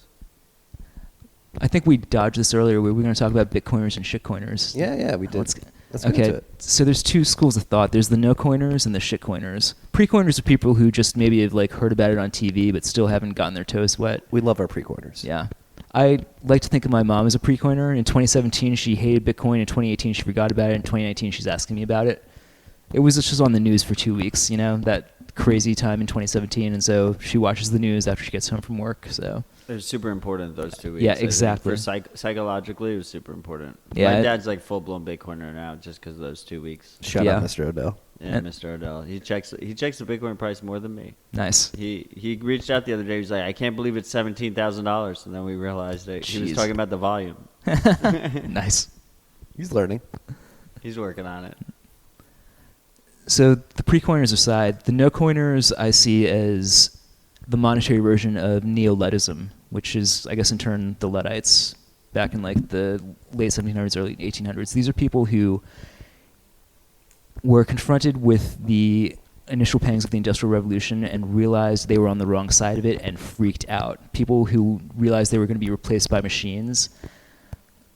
That feeling is terrifying. They were the first ones to feel it, the Luddites, and take action on it, I guess. I mean, I suppose the first time, we invented the lever and the wheel, someone said, oops, I'm out of a job. But the Luddites were the real first I'm not giving organized political... piggyback rides anymore. Yeah, I mean, the wheel was a shitcoin, right? That's what they thought. Nice. So, ever since then, we've been sort of teasing out how machines make us feel. And there's a certain school of thought, and this is tied into Wordsworth and Shelley and Romanticism. You think it goes back to The Matrix, Man versus Machine? Oh no, it goes earlier. It goes way earlier. Frankenstein? Yeah, that early. Hundreds of years ago. We're still working through the process of figuring out how we interact with machines and how we feel about them, how they affect our lives as human beings. There's a certain core group of people who want to believe in some nostalgia for a past that never was, that was pre-machine, where everything is lush and green and verdant, and we're back to nature, and there's no emissions and no electricity usage. No need for the electricity police even. Yeah, and people don't realize that there were like 10-foot high piles of like oysters on the side of the road and stuff Yeah. like that. Like inefficiencies. But I interrupted. Go on. These people, at their core, realize that they have something to lose. There was a lot of this during the internet bubble. You should have seen how the travel agents howled when we just said that they wouldn't exist. What's a travel agent? Exactly. Actually, travel agents are coming back in vogue. I know, but the rich people love them now. Yeah, see, that's how And they just book it on Travelocity or whatever, Expedia. that's how this technology works. 90% of it gets commoditized, and the other 10% turns full luxury. Like, because there's still some people who don't even want to log into Kayak. Right. Like, oh, I got a Kayak guy. They can do it for me. Exactly.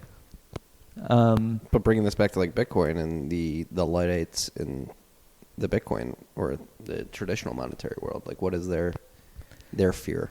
Traditional monetary. So there's two sorts of no coiners that you see in the traditional monetary world. There are people who are too dyed in the wool to even appraise it on its face value, and I was one of those people. We talked about that at the beginning of this chat. And then there are people who are realizing not necessarily that Bitcoin is a threat, but that Bitcoin could make them obsolete. They don't realize it on those terms. It's more like, oh, this technology that I don't understand completely could make me irrelevant, I guess. It's the same. The travel Do you agents, think they even have that humility to recognize that yet? Sorry? Do you think a lot of them have that humility to recognize that yet? Or I think there's a deep sort of fear, the kind of fear that hits your belly when you smell smoke but you don't see fire. Like you can sense an existential threat to your career. Part of that comes especially to people who realize that their career is partly, bullshit. Yeah. If your career is centered around, say, working in the financial press and telling people who make poor financial decisions what they want to hear every day in the daily paper, Bitcoin is going to be a real downer for you because number goes up is just not something you can write an article for 5 days a week. Very repetitive. Yeah, exactly. Orange coin good, number goes up today. I'll tell you from experience. Imagine if you were in the job of like reading the tea leaves of every Federal Reserve meeting and every FOMC operation and showing up, and now instead you've got this 2-stanza line of code that dictates the monetary emission schedule in perpetuity.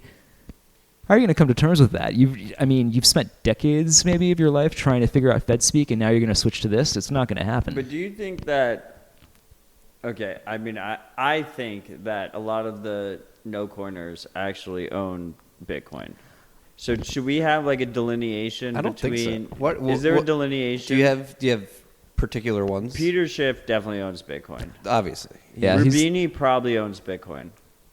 Noriel, he probably owns Bitcoin. I'm more worried about the Krugmans of the world. Krugman probably doesn't own Bitcoin Yes. because he didn't even see the so machine. the Krugman type, the type that is the dyed in the wool career academic economist who has built the models that are supposed to represent what our economy runs on, they are the Luddites that you're speaking to. Right. That's a deep sort of core belief for those people that there needs to be a leader for this sort of thing, a central person in charge, a missionary, whether it's the Federal Reserve, something as the lender of last resort, whether it's the Secretary of Treasury. There needs to be someone who has their finger on the pulse, who knows something more about how money should work than everyone else does.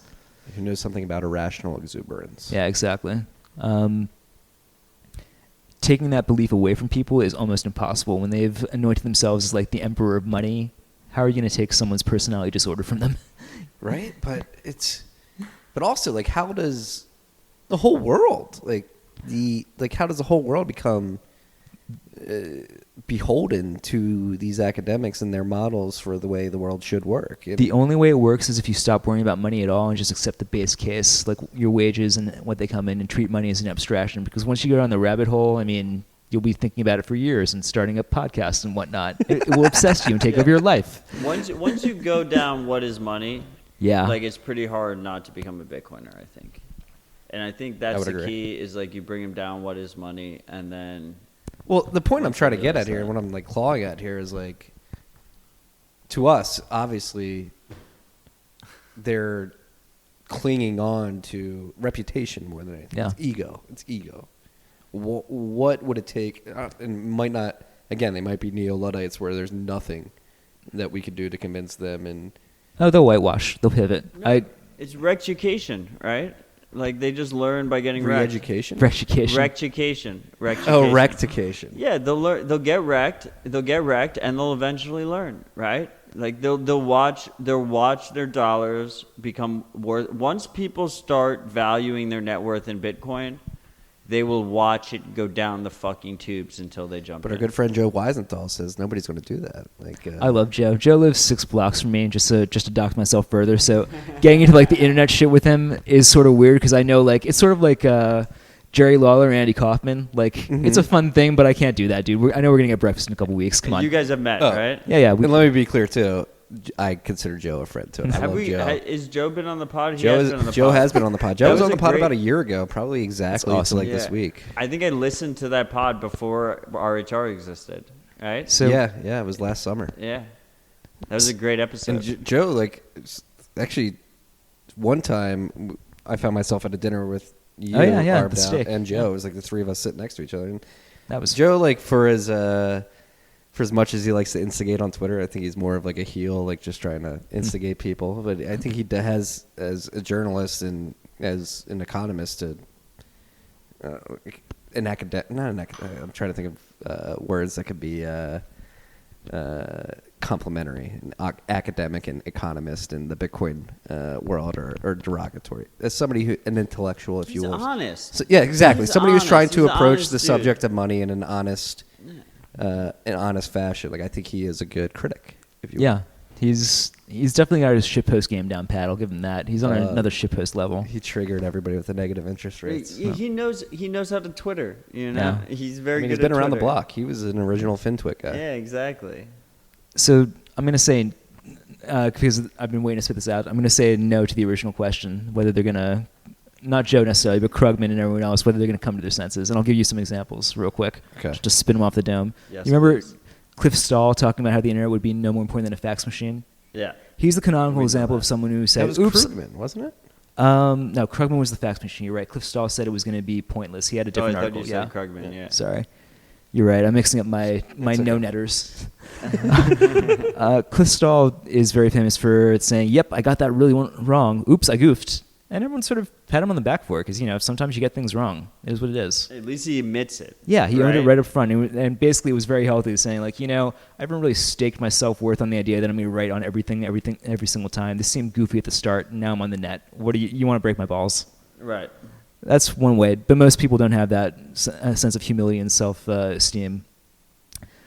There are two other routes that I can think of. One is there's a famous, and you can pull it up on YouTube, not now, but I'm saying you can. There's a famous segment from the Today Show in 1995 where they're talking about what is the internet, and they're just so. I saw this shit. It was great. The A with the at. Yeah, the and at sign. Is it called at? Yeah, and they're basically like, what is going on here? What is this nonsense? And there's a lot of incredulity and mocking, but mostly it's treated as sort of a gimmick and a joke. They'll eventually the people that were on that show eventually came to terms with the internet on their own time. There was no grand reckoning, and they just sort of adopted it. I can confidently say I'm pretty sure Katie Couric sent an email between now and then. Yeah. And that's the third route. The people who were actually like hardcore, were hardcore internet skeptics in the late 90s and early 2000. They just pivoted from being skeptics about the internet to skeptics about technology. Instead of saying, the internet never will work, now they're talking about the 737 MAX and automated software failing. At no point in time are they going to have that higher level of like, oh, wait, maybe I should rethink my priors. They just don't have that in them. Once you dig that far in, I think we've talked about other people like that in the podcast earlier. At a certain point, it stops making sense to try to rehabilitate yourself, and you start saying, okay, well, I'm in the bunker. Maybe I can angle for a nicer room in the bunker. Maybe I can get a night with Ava Braun. Who knows? Yeah, you make it part of your brand. You just make it part of your brand. Exactly. I think the key here is when shit. I was growing up on the internet, like I never questioned how like the internet worked or anything. I had no knowledge of whether or not this internet was like the proper game theory or the proper this or the proper that. Like I just It was magic. I just Yeah. signed on to the internet, and I was there to go. And I think like that's what's going to happen with Bitcoin is just The generational shift. Yeah, absolutely. like when you have young people, they'll just come in. They'll be like, "Well, Bitcoin is like that's just it, right?" Yeah. Like just to quote Russell. Shout out Russell Okun. Like, Yeah. And shout out Beauty On as well. Beauty On. Yeah, was Bitcoin is. Beauty, and he Yeah. is the biggest proponent. And probably like Beauty On. I know you're probably not listening. Actually. Oh, that would be so amazing. But like, we're just all just he jizz our is pants. he first. So the way Beauty On views Bitcoin is code. It is a protocol. It is speech. At the end of the day, like he gets pissed off when people try to equate Bitcoin to money. Yeah. Let alone something like you Guilty. that you give like very guilty. But like the he is somebody that I think has been through the ringer of protocol rule wars and the internet and is very keen on describing Bitcoin in a very specific way, and it will become obvious to future generations. It's not obvious to us now that it works in this way, but it is a protocol. It allows you to exchange messages. It's a gossip network that you can send transactions through, and yes, we imbue value on those transactions, but at the end of the day, the protocol is just dumb, and it works, and it has rules that you have to abide by. Yeah. I don't know what I was trying to say there, But but I feel like part of Beauty On's shtick is that he's like fighting the regulatory arbitrage battle, and he Yeah. just refuses to ever acknowledge that he's not fighting the regulatory arbitrage battle.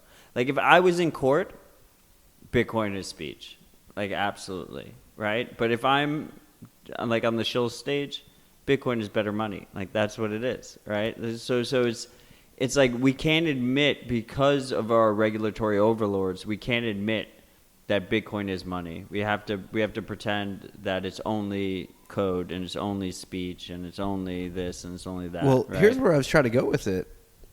At this point, like, so that even that conversation, a code of speech, like it was just settled in the early '90s, which, yes, seems far away to us, but in the whole, like, not even the Bitcoin scheme of things, like the internet scheme of things, we're still pretty early on, right? Like, Yeah. We were only. Well, we've had our first internet native generation. We're 10 years in now into the mobile scene. 5G isn't even here yet. 5G. Yeah. My dad showed me 5G the other day. but like, He's like, it's the future, man. It's the future. how much more is this going to change? Not only in our lifetimes, but like over the next set. Like, obviously, we can't predict this or know how it will change, but like, how Well- drastically is our life going to change? When I say I don't know, what I mean is 20 years ago, I was content to like download MIDI ripoffs of the music that I listened to, like Muzak versions, and now everyone has the tricorders from Star Trek carrying around with 24/7 access to satellites. I don't know where that happens in another 20-year scale, but God, I'm actually going to use the word network effects. The consequences of every smart person in the world suddenly being drawn to this communication medium so they can interact with every other smart person in the world to build cool shit. Weird shit that I can't even imagine, man. I will be annoyed if we don't have a holodeck before I die. That better happen. We better be able to like beam me to the Great Wall of China. Well, that's another another line of thinking that just happened. I'm drunk, by the way. We're Nice. way through this Knobs Yeah. Creek. Hang on, let's do a quick check of this is the Knob Creek bottle that I We bought passed as a the halving. present. halfway this is- through almost. Halfway through a handle. The Not bad. supply has been decreased. But Cheers. it's I forget what I just lost my train of thought. But I it's apologize. Well- We were transporting around the world through Yeah. holodecks. yes, through holodecks, but like fuck, I forgot what I was gonna get. We'll come back to it. We'll come back to it. But like I want to like keep on this future thinking thread here. Like, are we just a stepping stone for? So, like you said, we have one generation Yeah. for the internet. Like, one generation has gone through the internet age, and now we're stepping into another generation. We're 10 years into the mobile phone sort of proliferation happening. Like, how weird does this shit get? Because it's gotten pretty weird in my lifetime alone. It'll get super weird. I mean, how deep do you want to interpret the internet? Put it Yeah. this way. Let's get as deep as possible. Okay, 1973 NSFNet, people talking about packet switching, sure, that could be seen as like the genesis of the internet. But go deeper. In order to need an internet, build an internet, you need to build a telephone network. You need to have a way to connect people end to end and transmit data across wires. That's like 1850s. Go back before then, you need to have a way to represent text. So we're talking about like the printing press, the invention of writing. All of that has just been an endless march from when we first started being able to understand how to mass produce text, all the way to transmitting it end to end, all the way to where we are now. Where is it going to stop? I don't know. The limits of human appetite. I don't know where that is. All the energy in the known universe. Yeah. Is that what our appetite has? Maybe. I mean, look, the heat death of the universe is going to come one way or the other. Do you want to be really cool, or do you just want it to wash over Consume you. Yeah, Matt Green of Zcash fame tweeted out today. He was like, "How much Bitcoin POW energy is enough? Like, how much is needed?" And I just wanted to respond like 63%. So I don't know. I just felt like that was like a good number. That sounds like the about amount right. of energy that we consume. They were too busy. They're too busy fighting over whether or not who gets control of the Zcash trademark. They might as well FUD Bitcoin while they're at it, right? Like just go with a little bit of FUD. I love the energy trolls. That's a big part of the whole back to nature and neo-Luddism thing. Like this idea that energy usage is bad. I might be able to buy that emissions are bad in certain locations, or at least talk about it. But just the idea that, you know, if you and I decide to set up an offshore wind farm and slap a bunch of bases around it and say, oh, it's taken up however many megawatts, why is that bad by itself? Yeah, exactly. You're killing the environment. Tell me like what your problem is with this so I can at least begin to think about fixing it. But just saying electricity bad. Okay. Well, all right, let's jump into this. Like the world today, like I love you, Marty. it just does not have first principle mindset thinking. Like people just take, oh, you're consuming so many megawatts of energy, therefore you are wasting energy. That's the first assumption that people make. And then they don't even take into consideration the source of the energy, the efficiencies that are made. And it's just this culture of, and maybe the culture that we have grown up in Bitcoin Twitter is a part of that, but like just like seeing a tweet and being like, this is the way the world works. Yeah. Large numbers have a great way of focusing people's attention. That's one thing that the Scambrian explosion taught me. When you say like, I don't even have any sense of scale what 1 megawatt is versus 10 versus 100 in terms of how many homes that is. I mean, I have a general, but when you say 100 megawatts, like, wow, that's a lot. That's something I should have a feeling about, an emotion, an opinion, something I should weigh in on. I mean, really, most people should just ignore that sort of tweet and move on with their lives. But we have this deep innate desire to like focus around these metrics and then chime in with our own 2 cents. I don't know why. Every metric I come up with for trying to measure the Bitcoin network, good or bad, a week goes by and I'm like, well, that's a bullshit number. I can't imagine what it's like being Nick Carter, having to come up with like actual like viable metrics. God bless him, he's doing the Lord's work. We love Nick. Have you met Nick? Yeah, I met Nick once in person. Nick is great. Yeah, Nick is one of our boys. He's an actual boy. Not Go just sign up for the someone- Coinmetrics newsletter if you haven't already. Yeah, we actually shilled it last RHR, but we didn't record. So then when we re-recorded, we did not shill. So we're shilling it now. Yeah, on the so 100th episode. Subscribe. It's very good. You know, there's a lot of people that have paid newsletters, that have paid subscriptions and stuff. But one of the beauties of the space is that there's so much free knowledge available. And, I think Marty's Bent is fantastic. I mean, it is part of the TFTC brand. So, like, I'm kind of shilling that. But it is fantastic. And literally the only 2 newsletters I subscribe to are Marty's Bent and Coinmetrics. And Optech. You can say so. And Optech. Yeah, absolutely. I forgot about Optech. That was not intentional. God bless you, David Harding. Optech is fantastic. I hate to be a cheesy host right now, but I'm going to go take a pee. I'll be right back. But they're all free. And the key is they're all free. And if you pay $300 a year for whatever shitty newsletter you have, like, you're getting ripped off. That's how I feel. Likewise. So we have no Marty. Oh, man, Marty's out of the room. What are we going to talk about? There's nothing I would say with Marty not in the room that I wouldn't say with Marty in the room. Is the thing. So do you think, I was kind of judging from your earlier statements, the fixed supply isn't as important as the known supply, right? Would you say? Like if Satoshi had created a situation where it was 1% inflation forever, but we knew it was 1% inflation ever and it was fixed, that wouldn't be an issue. Not necessarily. If it were clearly understandable and actually, Is it still dirty? It's still too dirty. here's the thing. I'd have to know. I don't think it feels dirty. I'd have to know who that 1% inflation was benefiting specifically, because there's. It would be to miners. It would be to miners as per Bitcoin's. So instead, traditions. instead of a decreasing supply every 4 years, we're talking about There'd be like a slightly- fixed tail emission for Bitcoin. Oof, that's a good question. Okay. Qualified, yes. It wouldn't be a deal breaker, but it Yeah. kills a lot of the value But prop. it doesn't really matter now Yeah. because it's too late now. Now Yeah. we have 21 million. That's our fixed amount. As long as it's set in stone and everyone understands it, that's the big... Right. The important part is actually knowing what it's going to be, what that supply is. Gonna Right. You all agree what it is. You all agree it can't be changed. There's no fucking with it. I'm still not... I don't know. That's an interesting question because I don't know if you had even a little bit of inflation where they would have attracted the hardcore I holders of think last it would have. resort. I think it Yeah? still would have because they would have known, like, okay, it decreases up into a point and then it's 1% forever. I So could it buy it. still would have because it's Yeah. still basically fixed, right? Right. Essentially.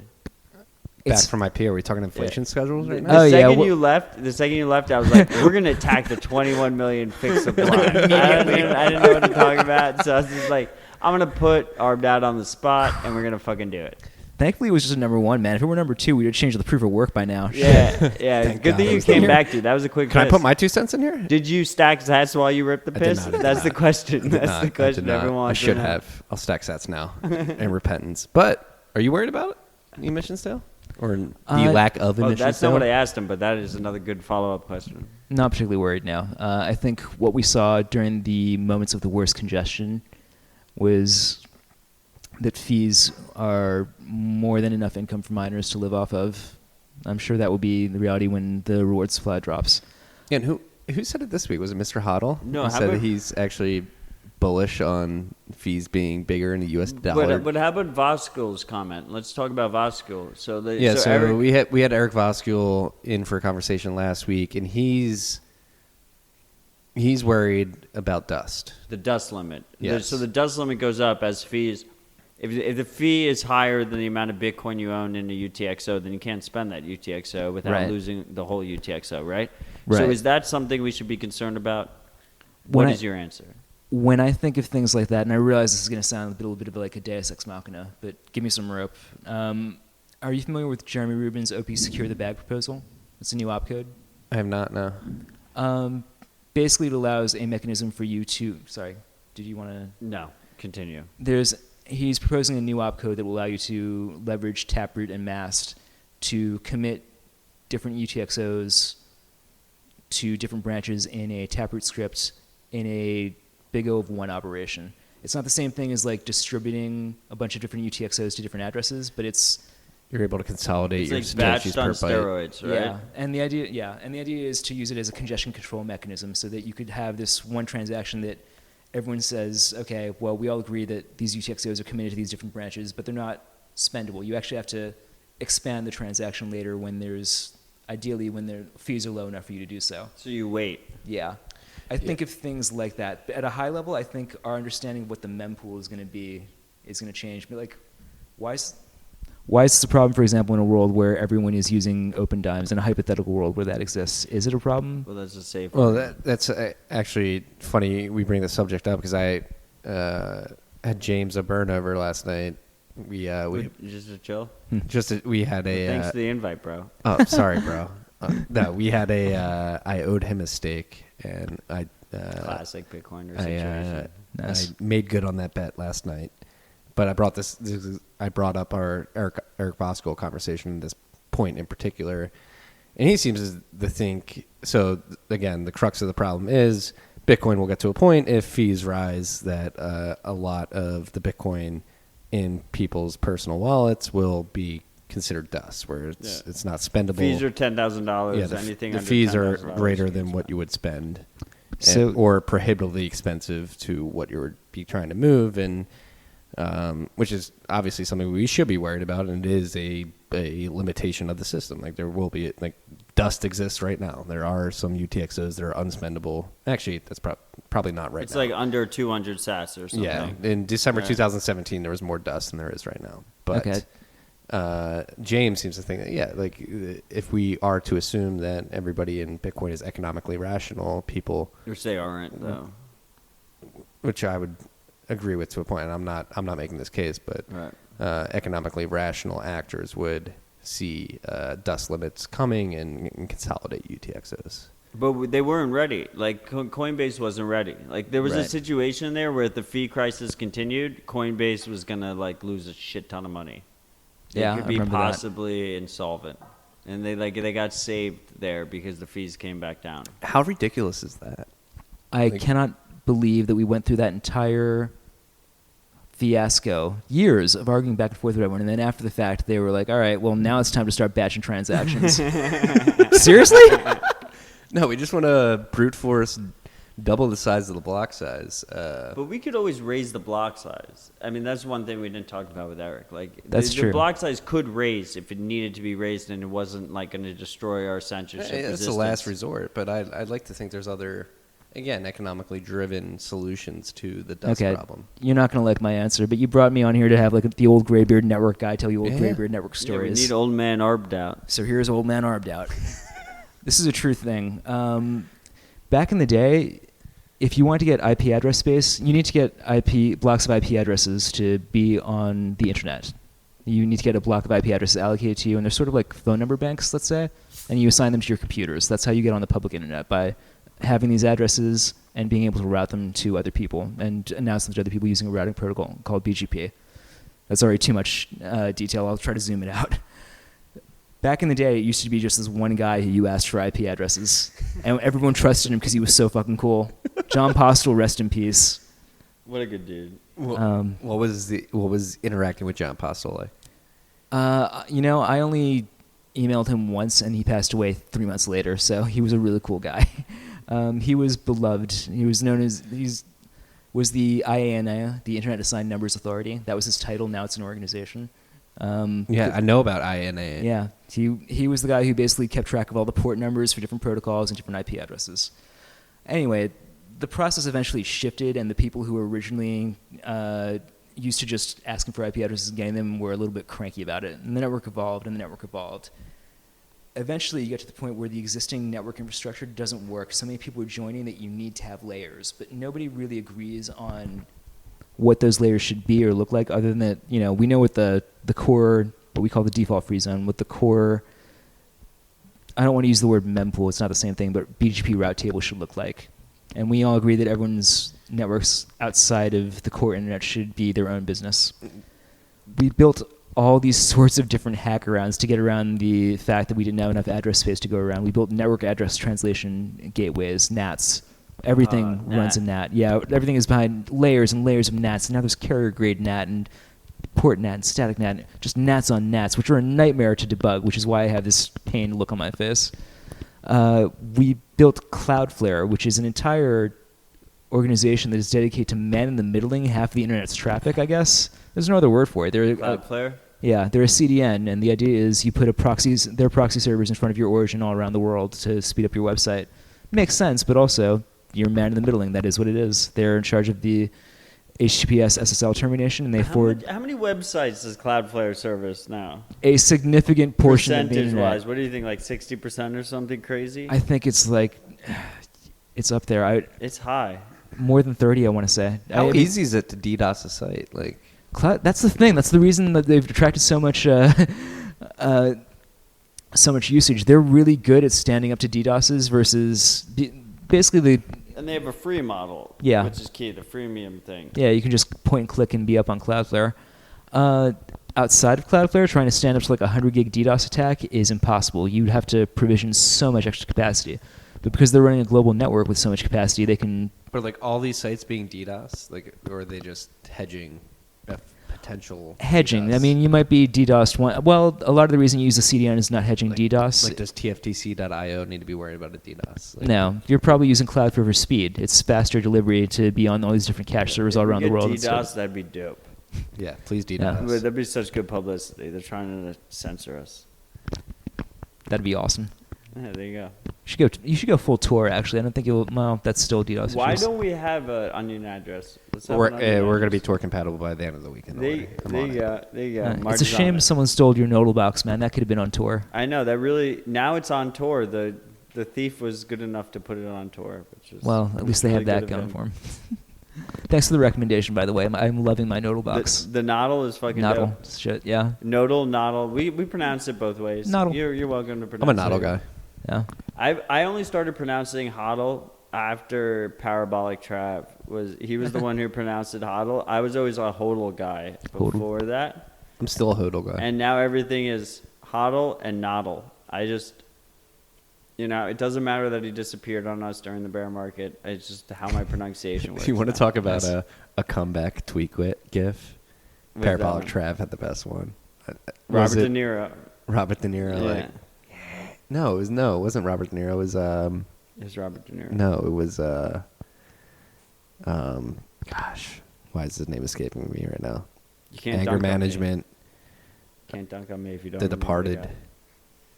guy. Drawing a blank, man. Not De Niro.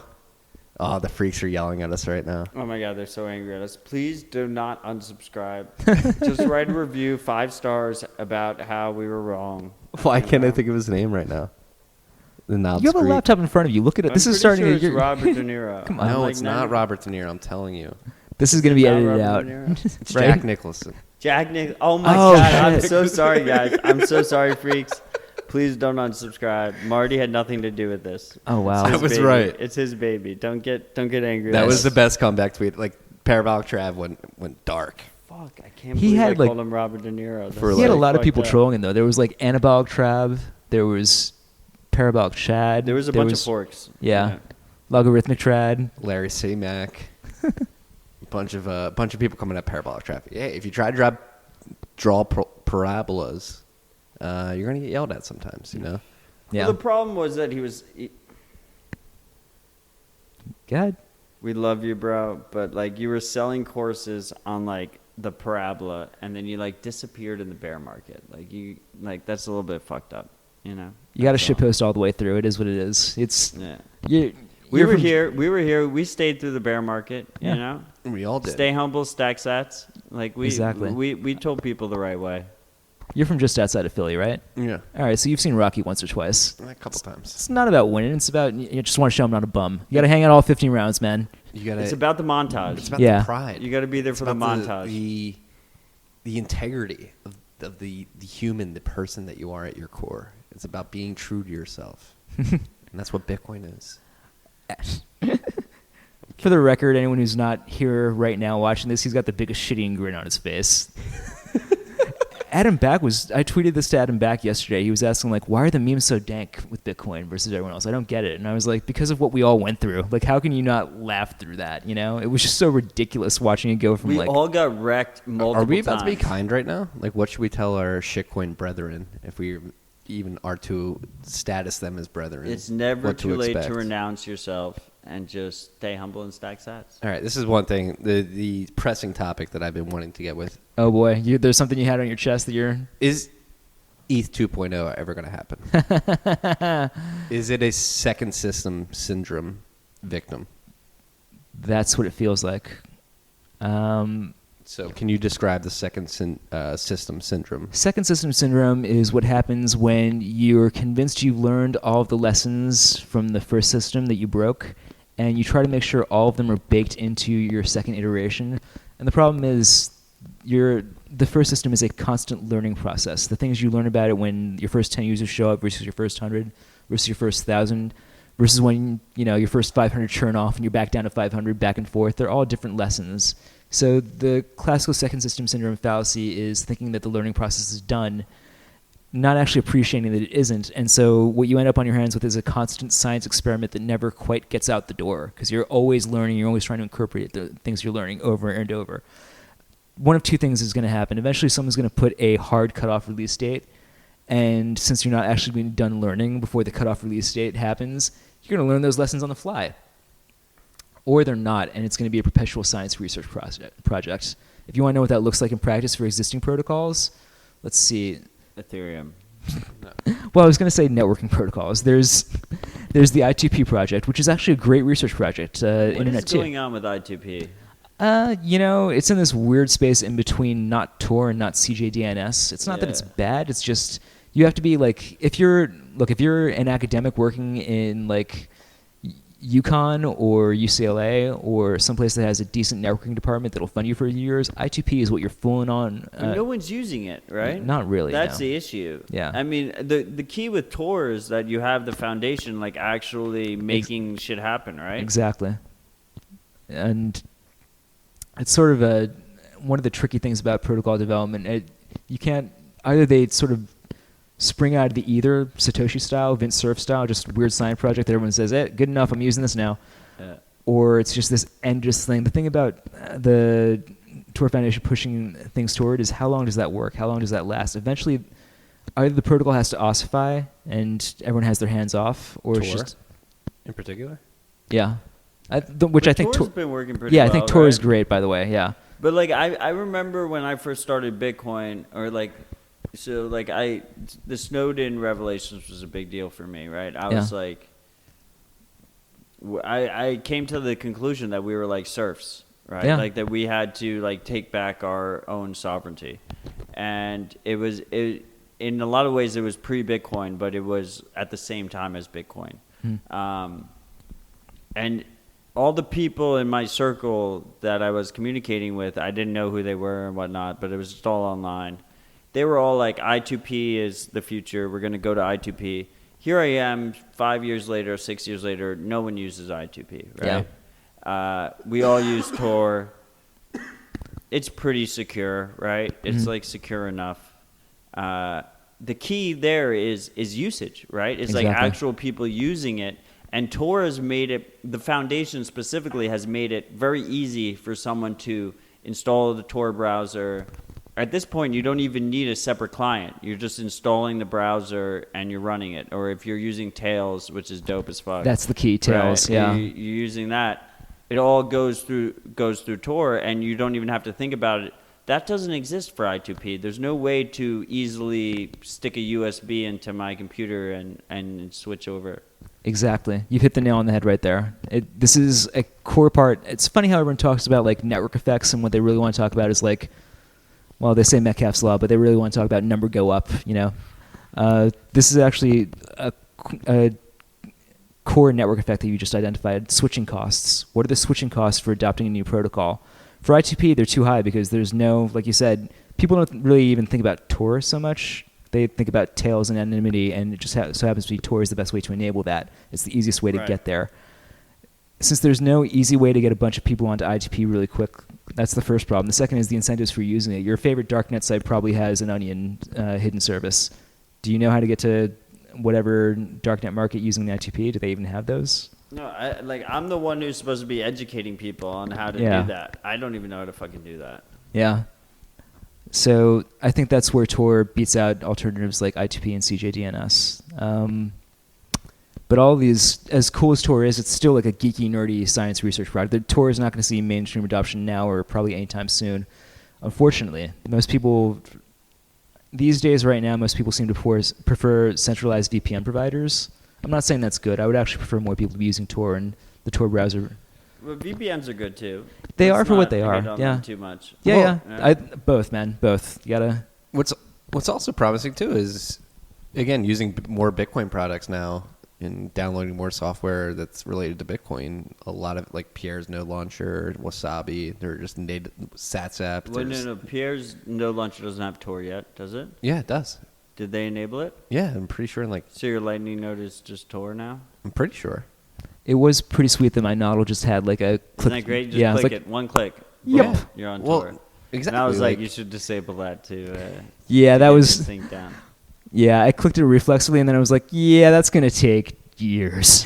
We're syncing from the start through Tor. But even so, like after after you're fully synced and all that, and you have the ability to go to Tor, I feel like Bitcoin products are making that easier than ever. Yeah, I mean, I have three nodes that are just serving blocks through Tor. So, like, if you do want to do that initial sync through Tor, it will be easier now than it was 6 months ago or a year ago. Nice. Yeah, but like back to like the second system All right. syndrome problem. Like, Sorry, that was a diversion. My bad. no, it's not your bad. This This is is all of the us. podcast of tangents. And Yeah. also, So like, a half a knob. the problem with second system syndrome here is, sorry, the problem with ETH2. Let's just give it a name. Yeah, it's second system syndrome, but with the added bit of the miner incentives, since there's proof of stake and what is it now, Shasper? Are we Casper. It's Right. sharding. Jasper, sharding, as Sharding Casper. plus Casper. Congrats. Yeah. No, sharding. Jasper. Don't even get me started on sharding, man. Oh, should we? Let's just shard all the chains. Why don't we just shard everything? Congratulations, you solved one problem. Now you have n-1 times number of shards problems. Good for you. Super. All right, before we jump into that, let's stick on the second system part. Second Um, system syndrome problem. The thing is, in this case, because there's an economic incentive not to cooperate, you know there's going to be a fork coin. There are going to be miners who say, yeah, we're not on board. It remains to be seen how many there are and how that plays out. You're already seeing this. Like we've talked about this on RHR for like the last few weeks. Bitcoin hit an all-time high in hash rate today, Yeah. over 100 exahash per second. Ethereum, and I think this is a product of Prog POW, Mhm. programmable POW, and their overall roadmap to transition to proof of stake. Like their hash rate is, the last I checked, 40% below its all-time high. And Bitcoin, even though it's 50% below its all-time high in price, is at its all-time high in hash rate.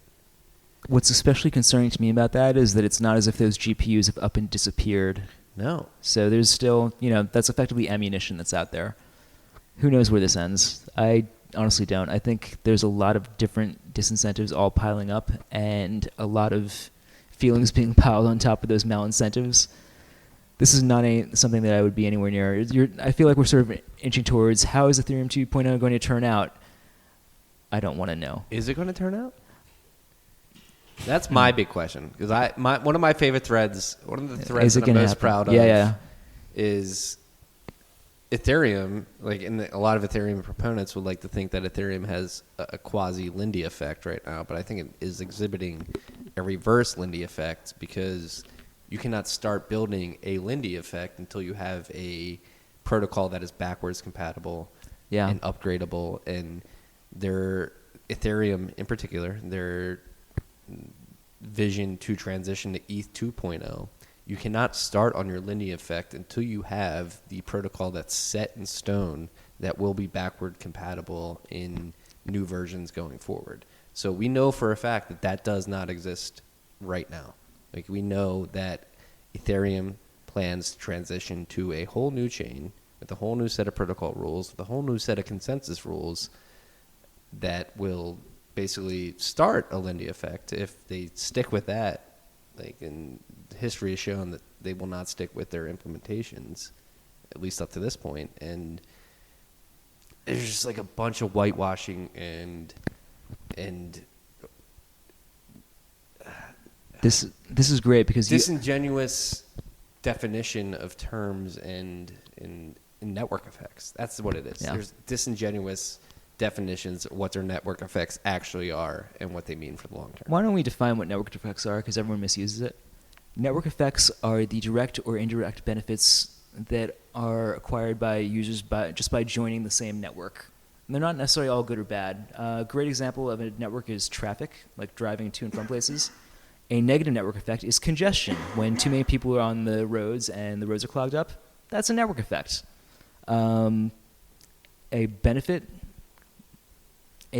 might be that people going along a specific road might find that it's more beneficial for each of them to pay a little bit of a toll. I know who pays for the roads. Pay for a toll and then have each of their individual tolls dedicated to maintaining the upkeep of the road. Network effects in this case, you just nailed it right on the head. They haven't had time to set in because no one's really gaining a direct or indirect benefit from being on the same application layer when everyone's saying, hey, we need to jump to a new chain because this isn't solving our needs. There are network effects, there are direct benefits that are acquiring to the people who are, say, selling conference tickets and selling thought leadership. but not necessarily people who are actually trying to conduct business on chain. What's the benefit that they're acquiring from all of this? I don't see it. What I do see from the description you just gave was and it's nobody's fault. We had the best of intentions. I include myself because I'm a network engineer. All the people who thought that the migration from IPv4 to IPv6 was going to be smooth and quick and instantaneous, I didn't realize the problems of like having a completely different wiring compatible protocol. We just thought everyone would just slot in and things would just start working. And I've been hearing about IPv6 since 1998. I think we're at 50% adoption. You're still right now. not there. No. Because it's the thing about network effects that we mentioned earlier is switching costs. The switching costs just aren't high enough to get people to move to IPv6 at the edge. So it's usually ISPs that have run out of IPv4 space. They're like, well, we can't build this with IPv4, so we have to go IPv6. They're the ones driving adoption. Yeah, because we still have IPv4 access. Like, that's no problem. Yeah. Like, my router gives it as an option. Yeah, and there are IPv4, IPv6 gateways all over the network to make sure that there's interoperability between both networks. My question for this is, for ETH 2.0 is, okay, you launched it. Who's compelled to use it? I guess you can get the exchanges on board since you're on a Skype chat room with them, and then they'll change the ticker to your new thing, and then... Well, and the most confusing thing for me right now, and I'm generally confused, is their attempt to bridge the value of ETH 1.0 and the Ether tokens on ETH 1.0 into ETH 2.0. Yeah, I don't... What, in my mind, just from an outside observer and somebody... I'd like to believe I have a better understanding about what ETH is trying to do from their transition to ETH 1.0 to ETH 2.0 than your layman, though I do not have as good understanding of the transition of ETH 1.0 to ETH 2.0 as somebody who's working on the protocol. But still, before I'm going to invest all my time to understand the intricacies of what happens during the transition from one to the other, the whole point that a transition exists is you are giving up. You're giving up on it, right? Am I wrong? You fucked up, right? See, how does it not feel like that? I think their answer to that would be when we're evolving, this shows our flexibility and how we have the ability to demonstrate value. And this is the benefit of not having a leaderless organization. We're pushing innovation and so on and so forth. But really, yeah, this is giving up on the whole decentralized application dream. Well, and to me, it all comes back to thinking about the man in the coma, thinking about backwards compatibility. Is the man in the coma running an ETH node right now who has ETH, the mountain man, who is securing their ETH through their own full node, through their own devices, but has fallen into a coma. And in the next 6 months, if Ethereum starts their transition to ETH 2.0, and they eventually make that bridge and start on ETH 2.0, and let's say our man in the coma wakes up from his coma this time next year, and ETH 2.0 is a thing. Is his node going to be backward compatible? Is he going to be able to claim his Ether on that chain? I'm not positive. And even if he is, no. My question is, if ETH was supposed to be Bitcoin 2.0, and now it has its own 2.0. Is that Bitcoin 3.0? What is going on? I'm confused. GalaxyBrain.jpg. Holy shit. It's confusing. Confusing.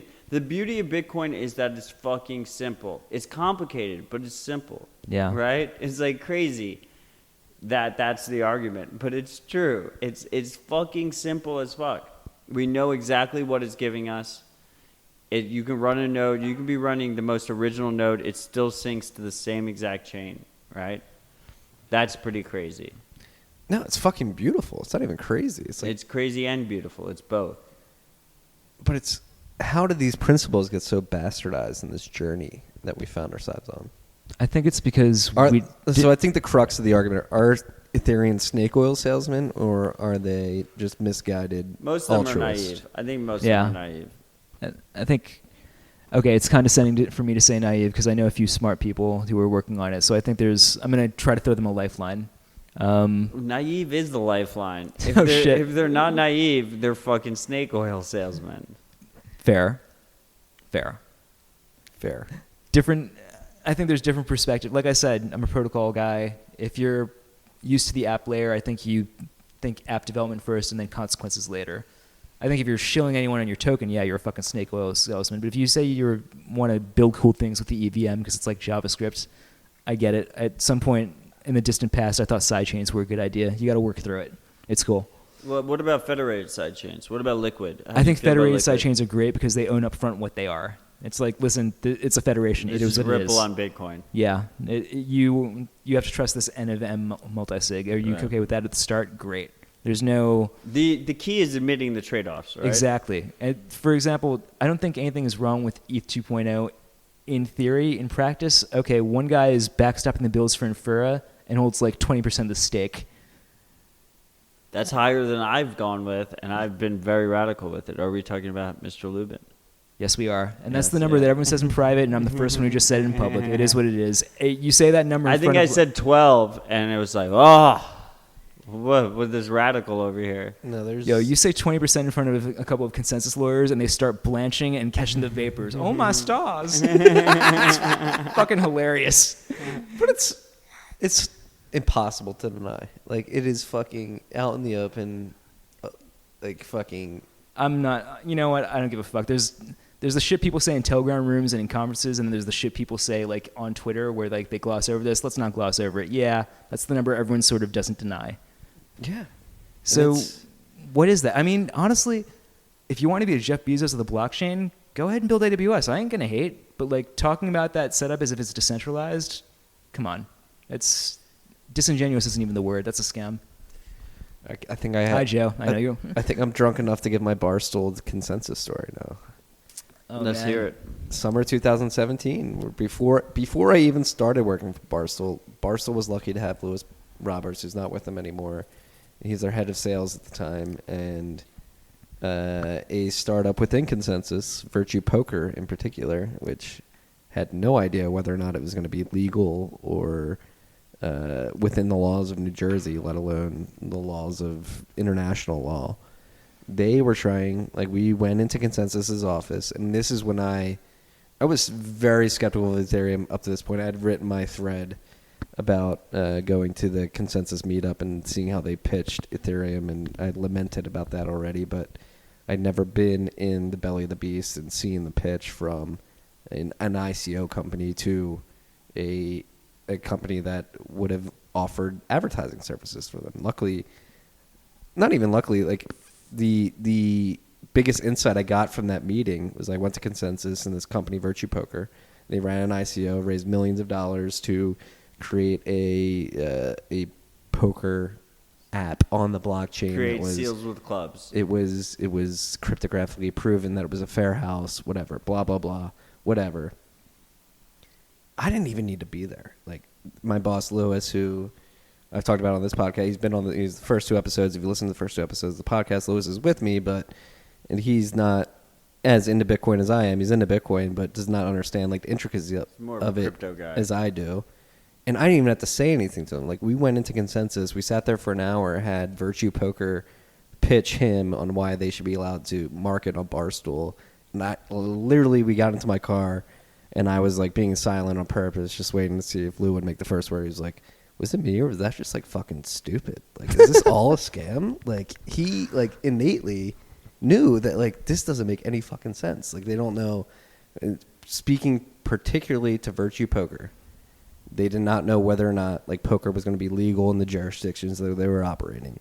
They didn't know whether or not, and that's actually, this was still back when I was on, like, my ardent, like, what do you think about Ethereum transition to proof of work to proof of stake? Like, that was my biggest worry at that point. Like, I wasn't even worried about, like, the ICO. It was like, you're changing your consensus algorithm. Like, how are you going to move all these ICO dApps from a proof of work consensus to a proof of stake consensus basically seamlessly without a hitch? And that was, like, the one question. And, like, the dude building on Ethereum didn't even know about the switch from proof of work to proof of stake. And I was like, what the fuck? Luckily, I didn't even have to be like, what the fuck? Lou looked at me and was like, this is fucking bullshit. Like, I'm not even going to get into this. But, like, that's how insane it is. And that is Consensus, CONSENYS,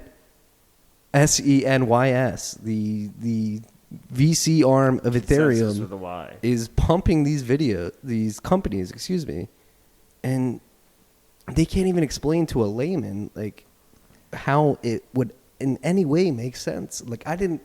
Thank God. Like I felt like an immense amount of pressure come off my shoulders. The fact that I didn't have to say anything. Lou looked at me and was like, "Yeah, that's fucking stupid." I envy you. Why? The venture capital scene in New York, because of Fred Wilson and that damn blog post, just fell in love with the ICO concept for the same reason around the same time.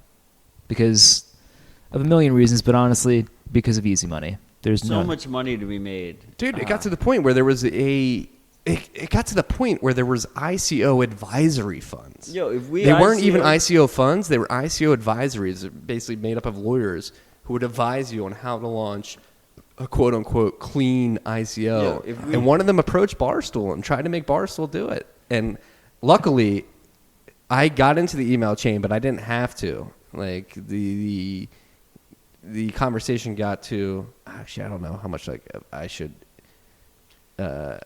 disclose of this, but like, long story short, an ICO advisory fund was in Barstool's ear, like, you should launch an ICO. And I was like, there's no... We can barely run a word per press site here. You should not be launching an ICO. If we had an ICO advisory fund, we wouldn't be doing this podcast. Like, we could have just retired. You know, we could have... This podcast, in the middle of this podcast life cycle, we were recording in the same WeWork of one of the biggest ICO shit funds in the fucking world. What was that? CoinFund.io, dude. CoinFund. Oh, wow. R.I.P. I would walk past that Jeremy fucker and be like, what the who are you? Hey, that reminds me. How's Coinlist doing? They're hitting me up once a week to interview their CEO. Not getting answers to those emails. If you can't tell by now, Uncle Marty's very drunk and disclosing some. We do not allow shitcoiners onto the podcast. It's a very important rule that we make here at TFTC. No, this is something. It's not worth it in the long run. It is ephemeral. Like the better conversations are here, speaking with you, somebody who's worked on protocols for fucking decades and actually understands the problem. Where you could speak to some ICO shitcoiner who's launching some quote unquote innovational business plan, but it's like, it's ephemeral. This gets to we mentioned the blockchain consulting thing I did in 2017. Now I can actually lay it out on the line. I didn't accept a single dollar of money. I think I lost $5,000 or so on the venture. Basically, it was an excuse to go out with people and grab coffee and talk about what they were working on. What I was really trying to figure out, like, is everyone else insane? Because if everyone else is insane, I'm going to go short. What did you find? Like, what were the conversations you were having? No one believes this shit one-to-one. There was people pump their bags like you wouldn't believe on Twitter and at meetups, but one-to-one, they always have the same cynicism. The big tell is they're talking about how they're going to cash out in dollars. There's never any concern about adoption or how you're going to catch your first 100 users. If you start to have that conversation, people start getting nervous and touchy. Eventually, around May 2018, I saw all I needed to see and was like, all right, well, definitely there hasn't... I mean, you have to understand... I'm going to dox myself even further. Fred Wilson actually funded a couple of companies that I worked at back in, like, the 2007, 2008 era. He can probably figure them out if he's listening. Hey, Fred. I hope he Fred's listens. Fred's a big freak. He's a big Fred episode. He's a big name in the New York venture capital community. If he says something is the next big thing, then you listen, you know? And going against what... I've worked a lot of startups, which is how I know so many different VCs. They fund your last company, you work at the next one, you build another cool thing. Hakuna Matata, the cycle repeats. Paint with all the colors of the wind and all that. And you just mixed two Disney movies there, very flawlessly. And it was just the strangest thing. All of them just abandoning their collective knowledge that they had for years and just chasing the easy money. There were so many different things about the ICO mania that should have set off red flags for anyone with a traditional investing background. Like, why the rush to liquidity? Why aren't we focusing on the user experience? Who are the early adopters actually? Like, no, show me your actual early adopters. Meet them in person. Talk through what they're getting out of the product. All that due diligence was just put behind in the desperate rush to be part of the next big thing.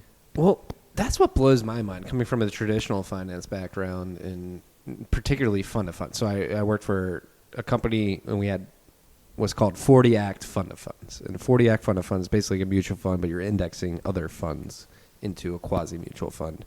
But the amount of due diligence that we had to do on the funds that were in our index was absurd, to the point where I was like, oh, I get why like people are mad at regulations. But now looking back, and the lack of due diligence that was exhibited between 2015 and 2019 in ICOs in particular, it's like, oh, I understand why these due diligence checks are in place. Like, you need to make sure, like, due diligence to the point, like if you're working in a traditional fund, the due diligence is the point where you have to physically show up to somebody's office and prove that the server is there and is running the data that it's running. And that does not exist in this world at all.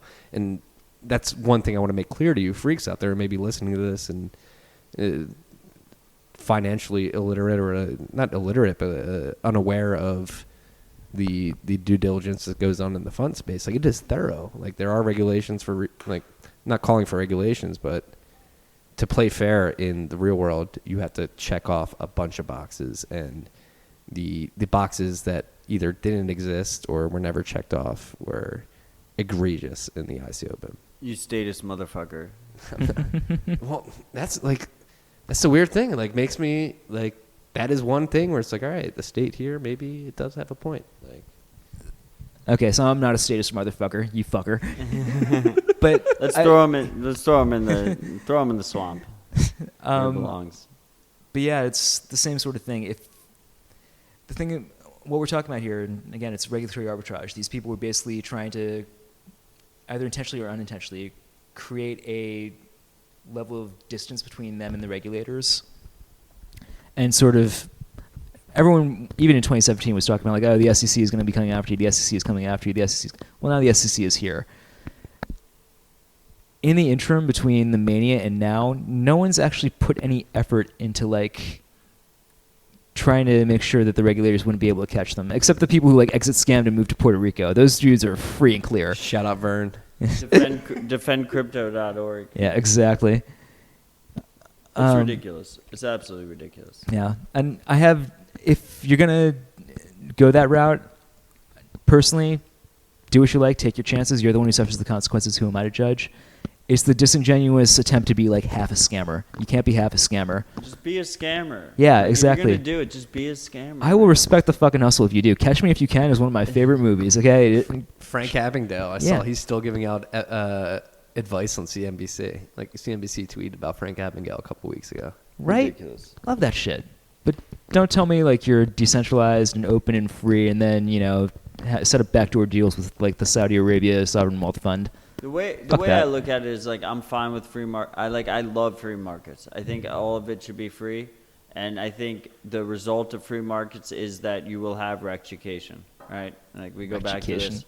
It's like, you will get wrecked. Rectification's a new word. I'm still trying to. Sounds painful. Like, people will get wrecked, and it sucks. Like, it really sucks for them, but like, they will get wrecked, and they will learn from it, and then we proceed, and that's the ultimate result of a pure free market, and I'm fine with that because that is what I want, and I think it's a net benefit for the world. But that sucks for the individuals, and that's why I shout from the rooftops what I feel, because I want those individuals to possibly not have to deal with rectification. But I understand that in a free market, that is exactly what's going to happen. You will have scams. You will have bullshit that they do not disclose the trade-offs, which is actually the definition of a scam. But that's what's going to happen, and you just deal with it, and hopefully the majority of people skate by and don't have to. Fingers crossed, man. Can we motion to? I may be pushing my luck here. Can we start calling it rectified? Rectified? I like rectified. I think we can. I think this is the first time the vernacular's. Motion passes. Yeah, motion passes. It's rectified. Motion passes. We've achieved consensus. Oh, Rectified well, it is. I'm not sure if I agree with this governance system. I might have to fork off. But all right. I'm fine. So with let's. Someone called Dan Larimer. Let's turn to more optimistic Bitcoin focused conversation. Like, again, going back to what I was trying to harp on, like, where are we now? Are we robust enough?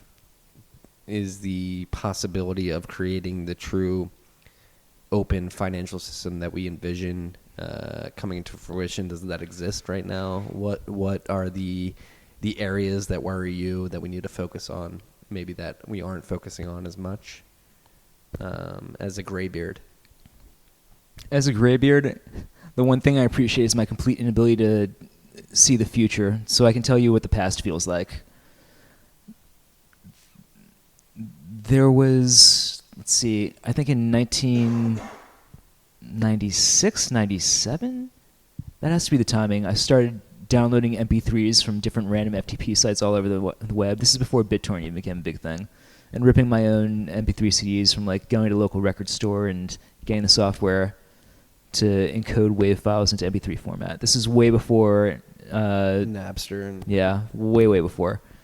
And at that time, nobody took MP3 seriously, and the idea that we were going to redefine how music was distributed or anything like that was just not on anyone's radar. And about 2000, 2001, things just start to flip. My first two MP3 players were in order, literally, I want to get the name of it right. It was a no-name Taiwanese outfit, the Jukebox RJ100. It was basically a 3.5-inch laptop hard drive with like 12 AA batteries and a logic board all taped together and just barely fit in your pocket, 20 gigs of MP3s. And I forget the name brand. These were all like things you had to look up on the equivalent of like Alibaba, you know, like they weren't being sold in stores or anything. But it was a CD player that played CDs that had MP3 data on them that could hold like an hour and 15 minutes worth of lithium battery charge. Because the usual CD player didn't play MP3 data. Exactly. So somebody basically hacked the DAC board to like decode MP3s, but nobody had figured out like, oh wait, this means the CPU is doing 100 times more work than it was doing before, so we're going to burn out batteries in an hour. Two things. One, these were amazing life-changing technologies for me. They gave me like hope in a way that you cannot... Like I was the coolest kid in school when I had my 20 gig MP3 player. Are you kidding me? What music were you downloading? Skinny Puppy, a lot of old punk and industrial. That was... Yo, Marty had a Zune, right? Marty, were you a Zune guy? Oh, wow. You seem like a Zune guy. A Zune? No, You I was not. remember That's the never a Zune Microsoft guy. Zune? I was a Walkman. Never. I got the. Did you ever have the mini disc, the Sony mini discs? Do you remember the mini discs? No. Oh, yeah, I had mini I was, discs. I was a big. Yeah, I had mini a, I had a, discs. I had a, Mini I had a discs were the CD future. binder. I went from a CD binder to an iPod.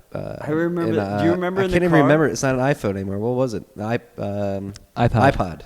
In the- Holy yeah. shit! Oh, I forgot what an in iPod. Yeah, the dude. car, you For used to iPods? have the CD binder where you were like, okay, Yeah, let me man. pull out what CD I was gonna play. Yeah. Now my CD player in my car literally acts as a mount for my phone.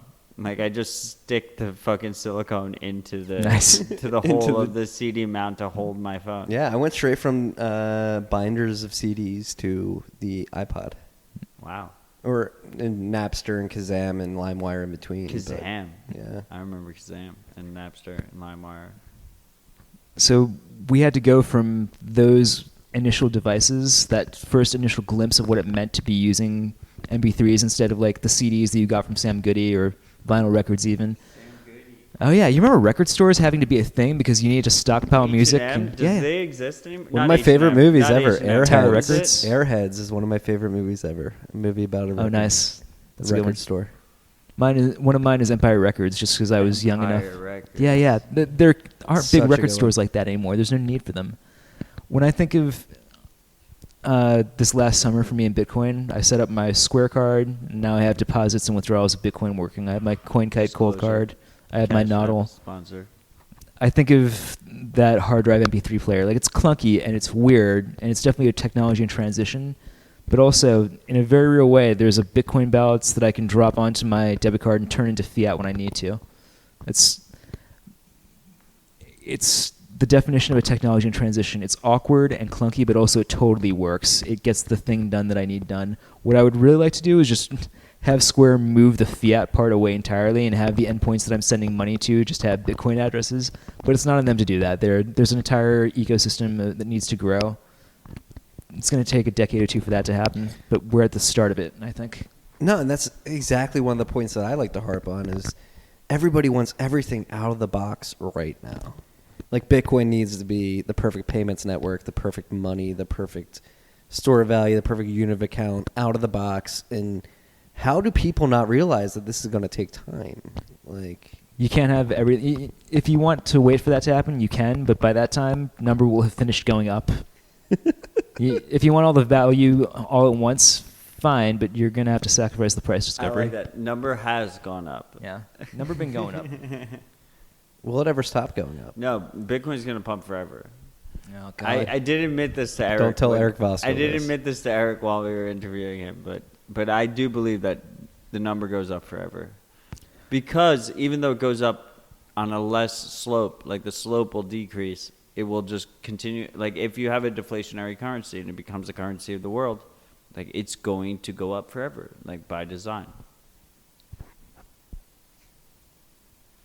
No, it's I believe that. It scares the hell out of me that I kind of believe that, but in broad strokes, I do. It makes sense, right? Yeah. I'm not crazy. But here's what worries me. I love parabolic trav, but it's not going to be a smooth, straight parabola all the time. No, It's going to it be will not be as smooth. like- It's not going to be smooth at all. like from here to 1 million, 10 million, 100 million. I don't know where it ends, gonna but I be know my hair dirty, is going to be man. gray by the end of It's it. going to be dirty. And I'm just going to recycle the same fucking tweets over and over again. You've been warned. It's just going to happen. We go to 100K. We drop down to 25K. There's going to be the same exact tweets I sent you at $3,000. Like, that is it's going to be the same tweets. And I'm going to recycle them. And it's going to be fucking beautiful. It's what's going to happen. Right? We all know. I don't disagree. Yeah. If Bitcoin fails, we're fucked. That's how I feel. I don't even think we're fucked. I We think are were- fucked. No, I don't think so. But because I think it's very hard to deny that this is not an enticing technology at the least, and if not a very hopeful and technology filled with potential at the very most, right? Like, No, I mean, can I you knock agree. people for trying to make the world better? I agree, but Are we but honestly making the world better? I guess that's the question we we have to are get to. making the world better. Like, do you think this is on it? Like, is this a completely greedy play by us, or Focus on making your world better, because once you start trying to make other people's worlds better, then that way lies madness. You're going to start controlling them and trying to get them to dance to your tune. Start Make going sh- to like Hitler things. Make sure that you're taken care of, and make sure that you're not actively hurting anyone else, and then the rest will just sort of sort itself out. well, it is That's what I but believe. but what that he is also said. the beauty of Bitcoin in my mind. Is like, again, like going back to our conversation of exit and voice, the beginning of the conversation. Like, you do not have to participate in this if you don't want to. But you should. This is the thing that I think a lot of no coiners don't get. They think their opinion is important or necessary or part of the conversation. No, we exited you. We've left. You can write about us all you want. We were outside of you. Are we going to win in the long run? Do you think? Are you hopeful? It's going to be the network that everyone wants to be a part of. So sure, that's. It's ironic. Like I was mentioning earlier, internet skeptics. How do you think internet skeptics communicate? Do they not use email? Carrier pigeons. Yeah, owls. They're still faxing. They're Exactly. still It's faxing like to each other. a Harry Potter thing. It's like owls. They use owls. Yeah. I was down with owls, by the way. I would have been an owl maximalist if that was real. Like if I could transfer value and messages through owls, I would probably do Dude, it. we're in Brooklyn, the king of pigeon messaging. I know, but if I had owls, like if I could actually like send an owl out my window, I'm just saying, not realistic. Owls aren't very good at sending messages or value. of Tell any that to kind. World War II generals. Yeah. It wasn't owls, it was pigeons. I'm but- pretty sure they didn't do that. I gotta Yes, ask. they did. Owls? No, they use pigeons. Are we 3-drink Matt? 6-drink Matt? Where are we? We're three Three quarters quarters through the down the bottle. Knob Creek. Wow. You know, and do we have a paddle? We have a paddle. We're paddling. It's like the current's questionable. You know, we're like dealing with it. We're in the Knob Creek, and This we're has just been my working with favorite it. free-flowing TFTC conversation I've had in a while. I think this is the longest one that's ever existed. Oh, we're God. at 2 hours. We're and 5 51 minutes away. Well, we have to continue. We have to break the We're record. 5 minutes All-time away highs. from breaking the Well, all-time my, high. my deepest apologies to everyone who has had to hear my nasal voice for the past 2 hours and change. Shut Dude, up. fuck you, man. This is just die. no. This is episode 100 of TFTC. We're Fuck gonna yes. blow it out. We're gonna go for another hour. It's Fuck a it. centennial. It's a centennial. We Oh. have 75 hours on Marty's SD card, supposedly. I don't know how your SD card might run out before this. Yeah, I mean, we go 36, you know? Yeah, we'll do it. We'll do a day and a half. We'll do a day and a half podcast, but I'm glad I explicitly asked for 100 because it was coming up. It was like, hey, dude, can I we've come been trying to stand-up? get you since before I met you and before I met Marty. Yeah. So, we've been trying to get you since. you can go back in ever. the DM archives. I think I DM'd you like 2 years ago. I was like, let's do this. Yeah, I've been reticent about it. I don't know why. I guess I don't know. The old Bitcoin habits die hard. It's not a good idea to be sharing real names, right? But then again, everyone knows each other in real life, so, That's how I And then, felt. He honestly, seduced me for a while. I don't want to get too cheesy here, but you've been very formative, your ideas at least, on Twitter. That's the crazy thing about Twitter is like this one small medium of messages imbued to the world in 280 characters or less over time since the change. Well, I've learned so much from you on Twitter, and you've been the impetus for a lot of subjects that have been written in Marty's bent, in particular. What a big theme of this podcast over the last 2 years has been, I do not think people think long term enough. I think people are caught into their current condition and are caught into the currents of their modern time and just get caught up in bullshit and are not able to step back and look at the bigger context of things. And that is why I have been a big fan of yours and trying to get you on this podcast for so long, is because I think you have a very unique ability to take not just a step back, but a fucking 1,000-foot step back, and to look at the world and how we're interacting with it now and comparing it to other times in history. And it is crazy.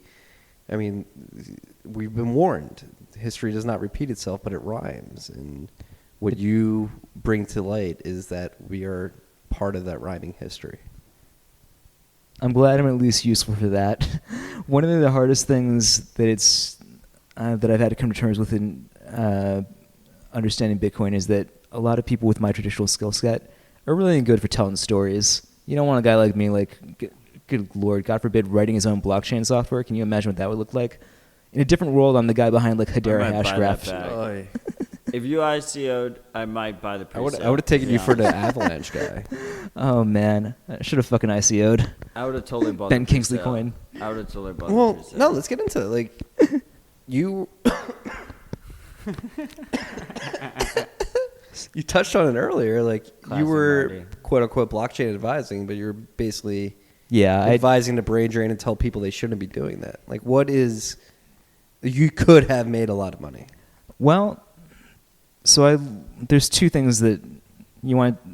The old graybeard stuff. Here's a couple things. You can make or lose a fortune in an instant.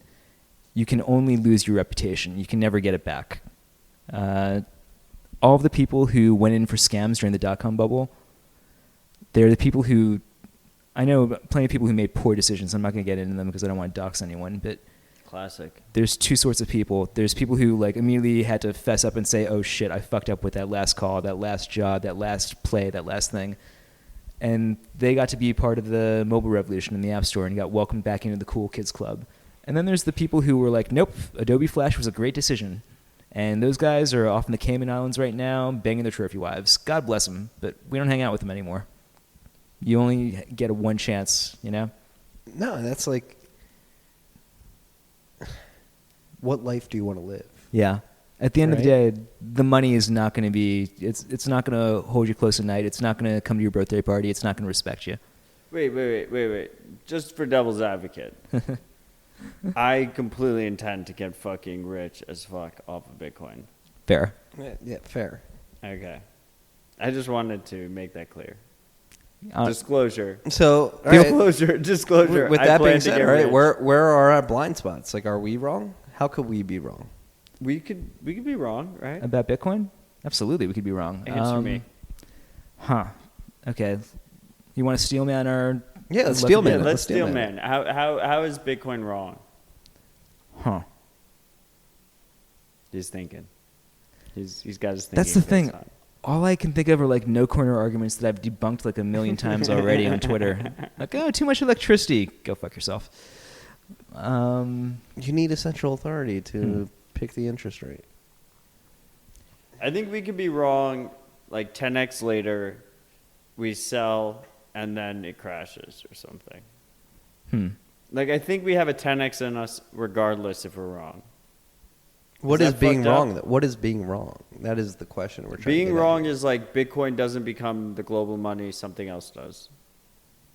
I think. What would that something else be, though? Would it be the U.S. dollar? I think it would be like a that's- corporation. I think coin. that's very It would be like a important. Libra style bullshit. Well, Shit. if that's the case, then Libra does succeed over Bitcoin. No, not Libra. It would be like Libra style. It wouldn't be Libra style, specifically. something Libra style. Even if that is the case where that succeeds over Bitcoin, I would not have felt bad championing Bitcoin because I believe we would have lost in the long run if a Libra style coin becomes the status quo. I think Oh, we've definitely lost in that situation. yes, but I think it was But we would have still made bank yes, but it in whatever the But it w- currency is.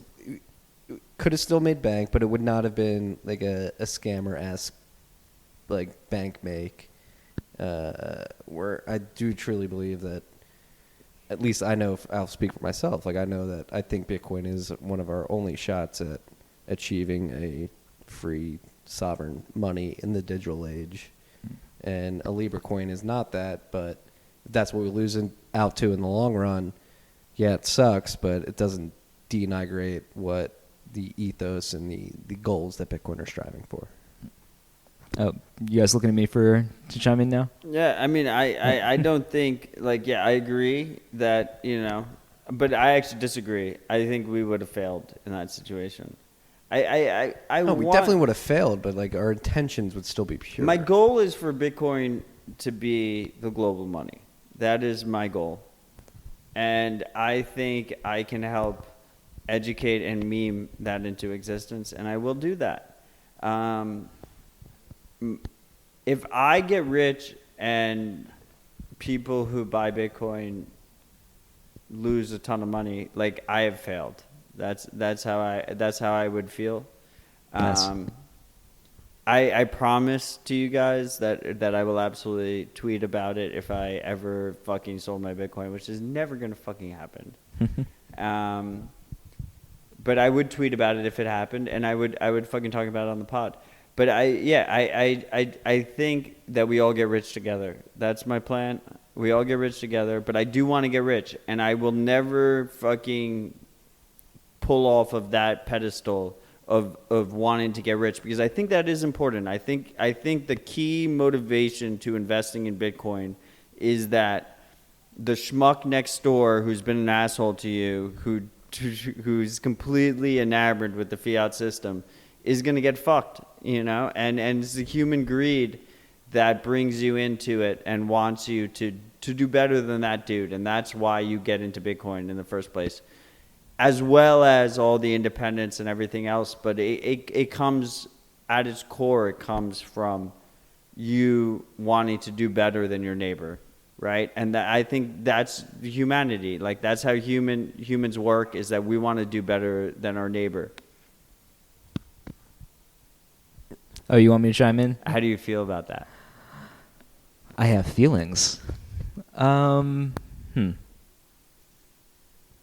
don't disagree.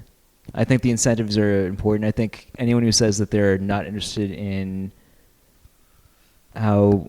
I'm in it for the tech. Yeah, exactly. Sure you are. Like everyone else. Everyone's had a boating accident too. As we talk about it, I find it hard to think about failure scenarios. What worries me is the idea of catastrophic success. I think the price is almost a foregone conclusion. It's going to be some number that I can't even wrap my head around, just because we're at 10,000 right now. That is insane. But right now, it's just zero. It's just normal. Yeah. It's just like that's what someone asked me the other day, like, what do you think the price will be in 5 years? So I was like, I can't fathom that price because I thought $10,000 was moon math. Right. When I first got in, I was like, That was the doing big my meme math. in like 2015, 2014. It was like, we're going to get 10,000. I was like, Yeah. I was like $10,000 is like, okay, let me multiply 10,000 times how many Bitcoin I own. Oh my God. Okay. I'm good.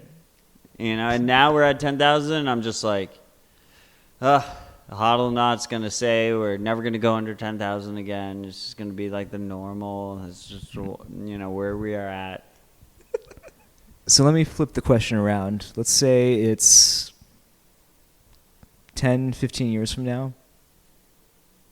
2035, 2034. Holy Sure. shit! What's going on? The price is, I don't know, 1 million, 10 million, some insane number, let's say. We're at $1 million.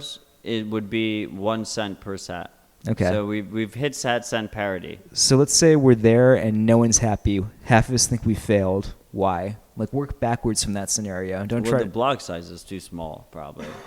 No, it wouldn't be the block size too small. Is that it's hard to move Bitcoin, and yes, you may have The dust limit's too high. Yes. That is interesting to me. Okay.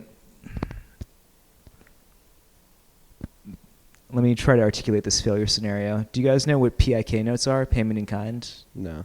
Okay, you don't really need to.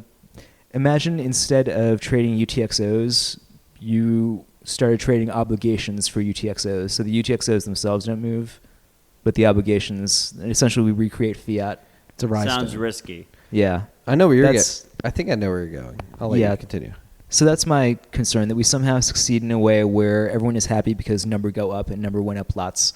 Number keeps going up. Yeah, but we, in a million different insidious ways, introduce centralized control and gatekeepers in ways that are just subtle enough that there isn't the equivalent of like a UASF movement where everyone throws on hats and goes to war, but enough to like compromise what we have now. That is something that concerns me.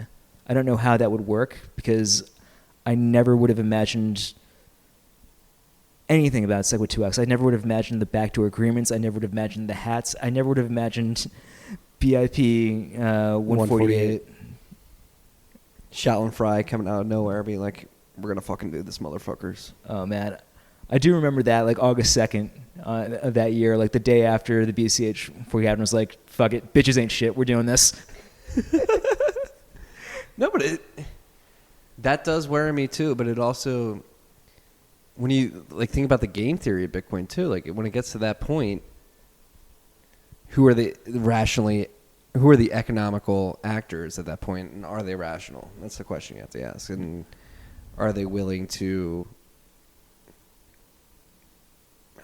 What's the right phrasing for that? Like, it all Bitcoin at the end of the day all comes down to economic rationality. You are mining because you are going to make a return on your capital that you invest in the mining infrastructure. You are buying Bitcoin because you believe that a network effect is going to grow behind it after you buy it, and it's going to increase your purchasing power over time.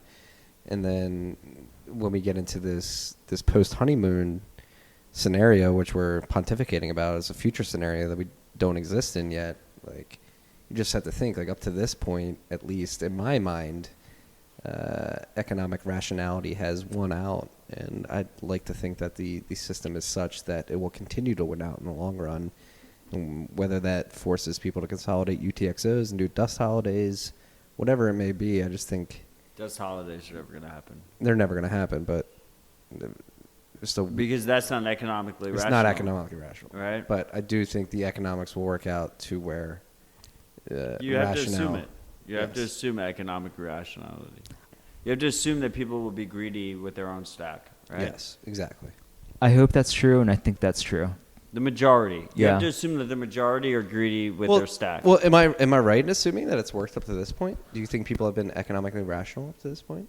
I think so, but I think incentives can only serve to incentivize behavior. It's not going to be, we don't get to all sit back on our laurels and say, oh, the incentives will work themselves out. We have to appreciate the No, you have incentives to and work understand. towards And, them.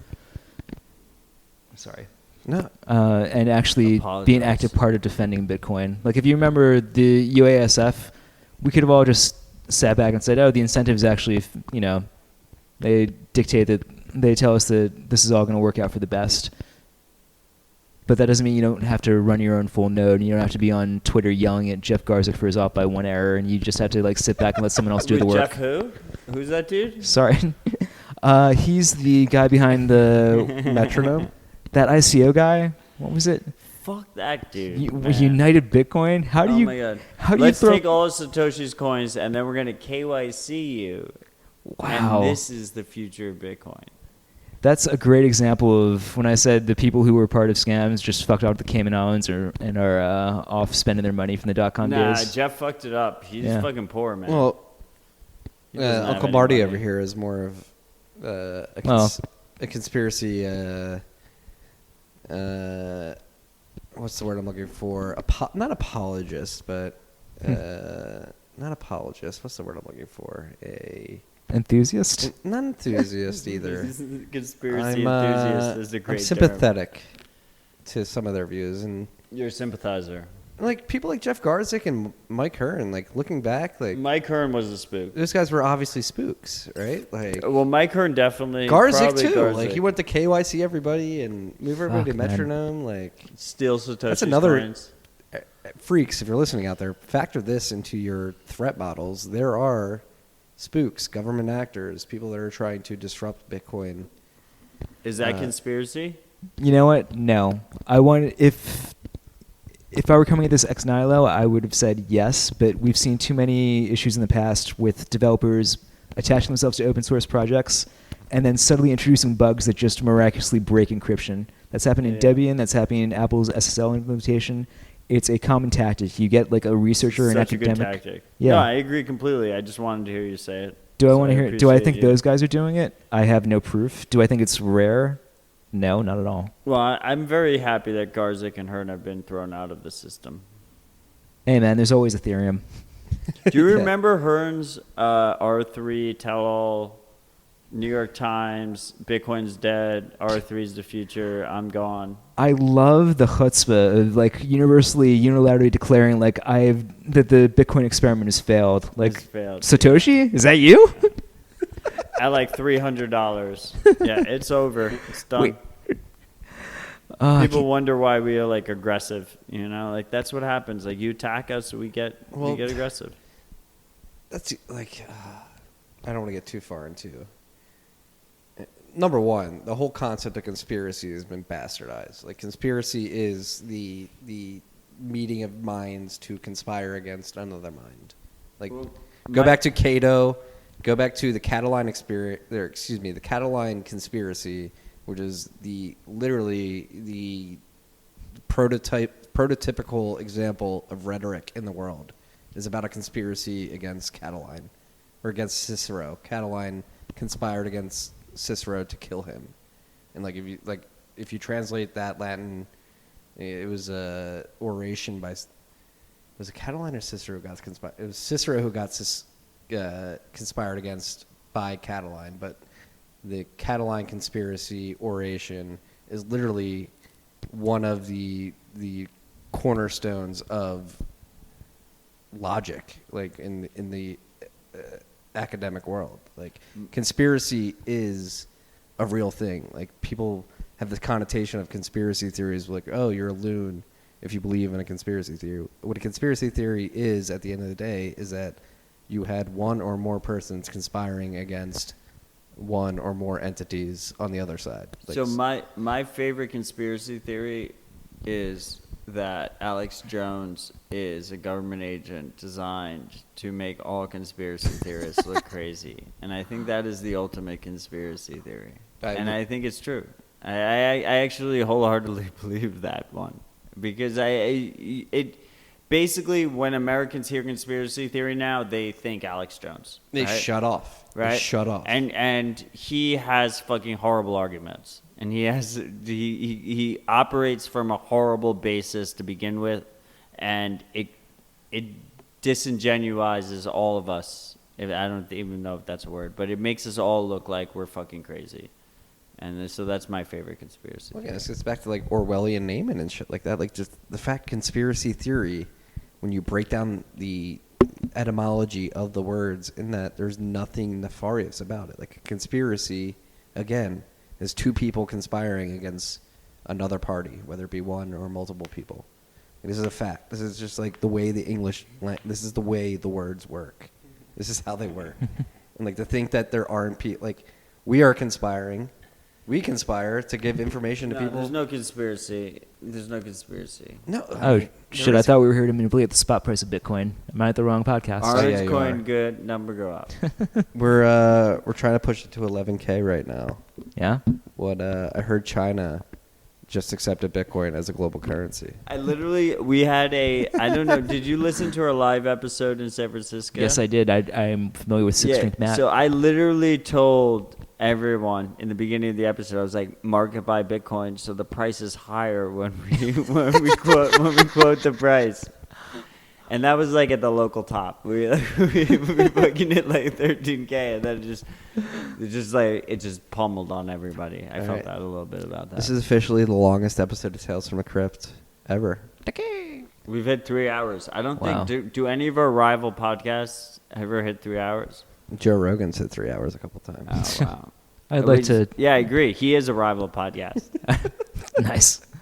I'd like to thank our sponsors, Knob Creek. Without them, I don't think we'd have made it all 3 hours. We're not done yet. We're not. Oh, done wow. yet. Can we get a shout out? Can the freaks who are listening up until this point, congratulations by the way for listening 3 hours. Can you like reach out to Knob Creek and be like, they drink a lot of whiskey, you should sponsor them?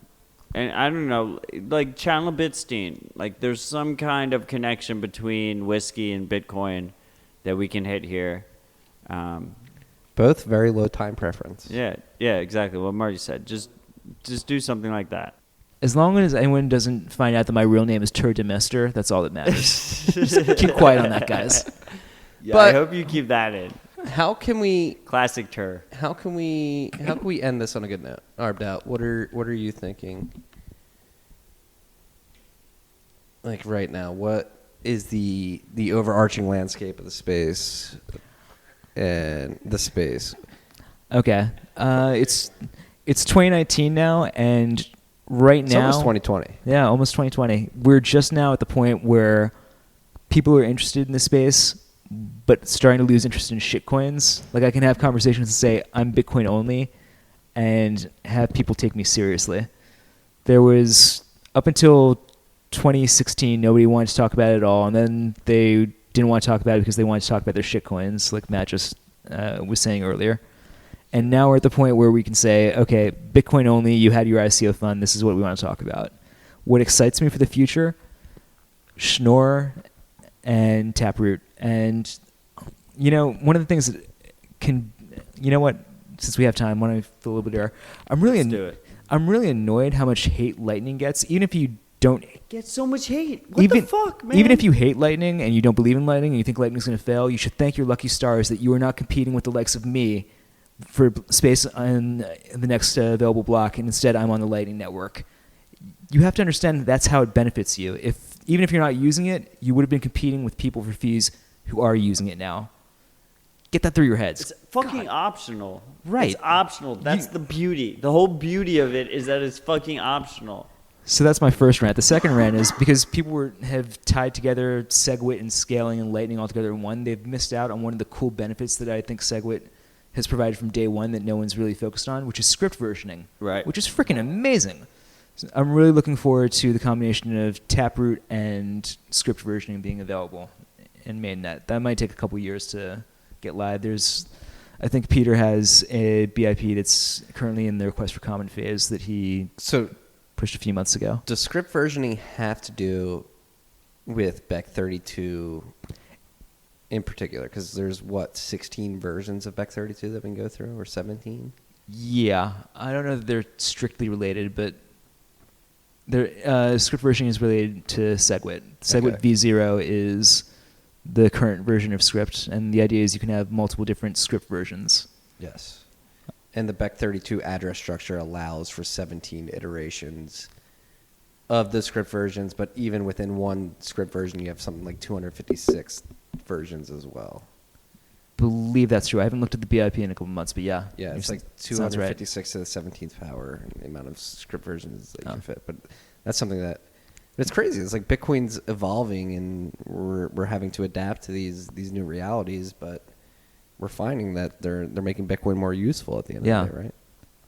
And I think we haven't even begun to see what Bitcoin is capable of until those capabilities are in the field, until we have script versioning in the hands of actual developers live on mainnet. I'm really excited to see what people build on top of that. So when Matt and I are graybeards, do you think we're going to look back on Bitcoin and be like, wow, this looks nothing like it did? Dude, I'm already a graybeard. I'm too young. Oh man, it happens. Ugh. Bitcoin will do that to you. Yeah. Okay. I wrestle with two things. On the one hand, this might have been the most important project, the internet I'm talking about right now, not Bitcoin. The internet might have been the most important global project that mankind has collectively built, at least in my lifetime. But also, it is easily the world's most efficient, most demanding, most gigantic mechanism for distributing hardcore pornography. And Hardcore pornography is good, though. oh, we're at that point in the podcast. It's okay. It is good. It's a net positive in the world. It's bad for your mind. It lets young men who have no way to get out their rage or whatever get it out on hardcore pornography. I'm no one to judge, so I'm not gonna. We're not a porn podcast. But just keep in mind that you might end up dedicating a quarter century of life to what is simultaneously the greatest achievement ever and also a massive jerk-off machine. And 99% of people might prefer the jerk-off option than the global enlightenment option. Is it worth it for the global enlightenment option in the long run? Sorry? Is it worth it to stick Yes, through absolutely. If 1,000 people are using the internet for porn and one person is reading up on information that they otherwise wouldn't have access to because of lack of ability to get to a library or lack of ability to retrieve that information from some state censored archive or whatever, if we've given one person a benefit and 1,000 people are touching themselves, I'm fine with that. I'm not going to hang out with those 1,000 other people. That's the one. You have to be able to have. You need a censorship-resistant digital currency to pay your VR prostitute. Like, how are you supposed to pay your virtual reality prostitute if you don't have a censorship-resistant digital currency? Like, that is the greatest use case of Bitcoin. You can't put cash into a vending machine for a VR prostitute? No, because cash will be banned by that time. Like, they're about to ban cash because they need to go negative on interest rates, right? We all agree on this. It will happen. We're holding out here in the States. It will happen. Everywhere else, they will get rid of cash. And when they do get rid of cash, like, the number one way to pay for your VR prostitute will be Bitcoin, and that will be our use case. Besides hodling, which is the number one use case. And we're going to end it on VR prostitutes. That's really how we're doing. Okay, great. Okay. Bye, Mom. I think that'll be a getter. That'll be a getter on. Yeah. We are ripping into hour 3 and half hour. We will never break 7 this record at this point. Do you have any parting notes for the freaks out there? I have nothing to shill. I have nothing to prove. You want to show your blockchain consultancy? I have nothing. I've shit posted Show your times Twitter. already. What's your Twitter? Arbadao. Yeah, arbed out. That's Alpha Romeo Bravo Echo Delta Octagon Ulysses Tango. Yeah. And ARBD. ARBEDOUT. ARBEDOUT. Seriously, for you freaks out there who are unaware of Arbed Out, criminally underfollowed, one of the most, again, well-read and somebody who I have learned a lot from over the years. And I am so appreciative that you broke your podcast cherry with Tales from the Crypt. The feeling was mutual. I love you guys. I've known you before the podcast. It's great to be here. I'm really excited to see what this turns into in the months and years ahead. It's going to be fun watching you guys turn into graybeards. Well, we're lucky to have a graybeard like you to lead the way for us. Ugh, I feel so old. Let's end it on that. Well, let's not end it on. Let's end it on. For as old as you feel, and maybe you look fucking younger than I do. Cheers. He looks super young. I mean, I actually, the first time I met him, I heckled him on his age, and then I recently realized that I'm turning 30, so I'm like a fucking graybeard. I'm still 22. Yeah. I hope you guys like this episode. Yeah, great OPSEC. Great OPSEC. You right. fucking old Cheers. motherfucker. Anything? Cheers. Stay humble, stack sats. Peace and love, Oh, freaks. I like that one.